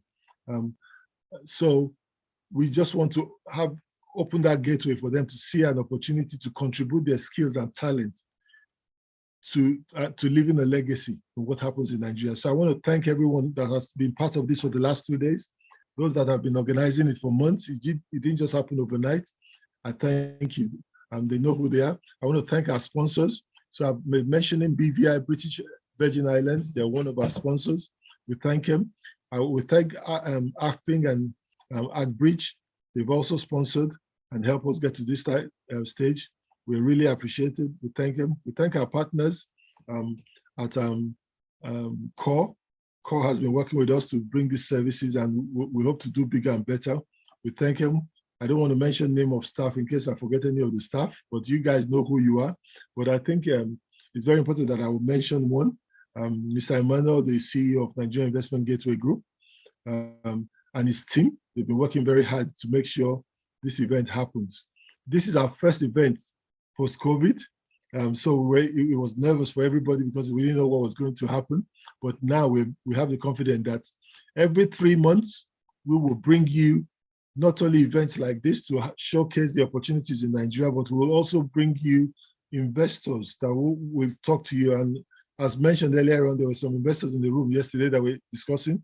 But going forward, we'll bring you opportunities to have questions and answers with investors that want to come into Nigeria, because you're part of the story, you're part of the people that will give them that confidence to invest in some of the projects that we discussed and some of the projects that we haven't discussed at all. So I want to say thank you to everyone for being part of this. I'll be here for the next 5 minutes. Oh, there's a question there. Let me just answer this before. Is there a question? Okay, it's no question. Okay, so there's no question there. Okay, so please go on our websites, link us up on LinkedIn, partner with us. As you can see, we have a few partners across the world. We have Israeli partners, we have partners in America and Canada. So whatever it is that you think the aspiration is, like the young man that called me around this time last year to say he has an idea, and right now we're about to start building Medic City from that idea 12 months on. That is what God can do when people put their minds to things. So thank you very much, everybody, for being part of this. Enjoy the rest of your day, and we'll see you in about 3 months' time. Look out on the websites for next event. We hope to have one just after, just in the first or second week of January, so that we don't push anything for the rest of this year. But before the end of January, there'll be another event like this one here in the UK or in Nigeria. Sometimes we hold them in Nigeria as well. We've been invited to hold this in the Czech Republic. So people are asking us to do this in different places. But investors' expertise, they're all around the world. So if we find the right partners, we'll host it wherever they want us to host it, as long as we could bring value back home to our country. So I want to say thank you very much. Have a wonderful weekend. God bless you. Take care. Bye.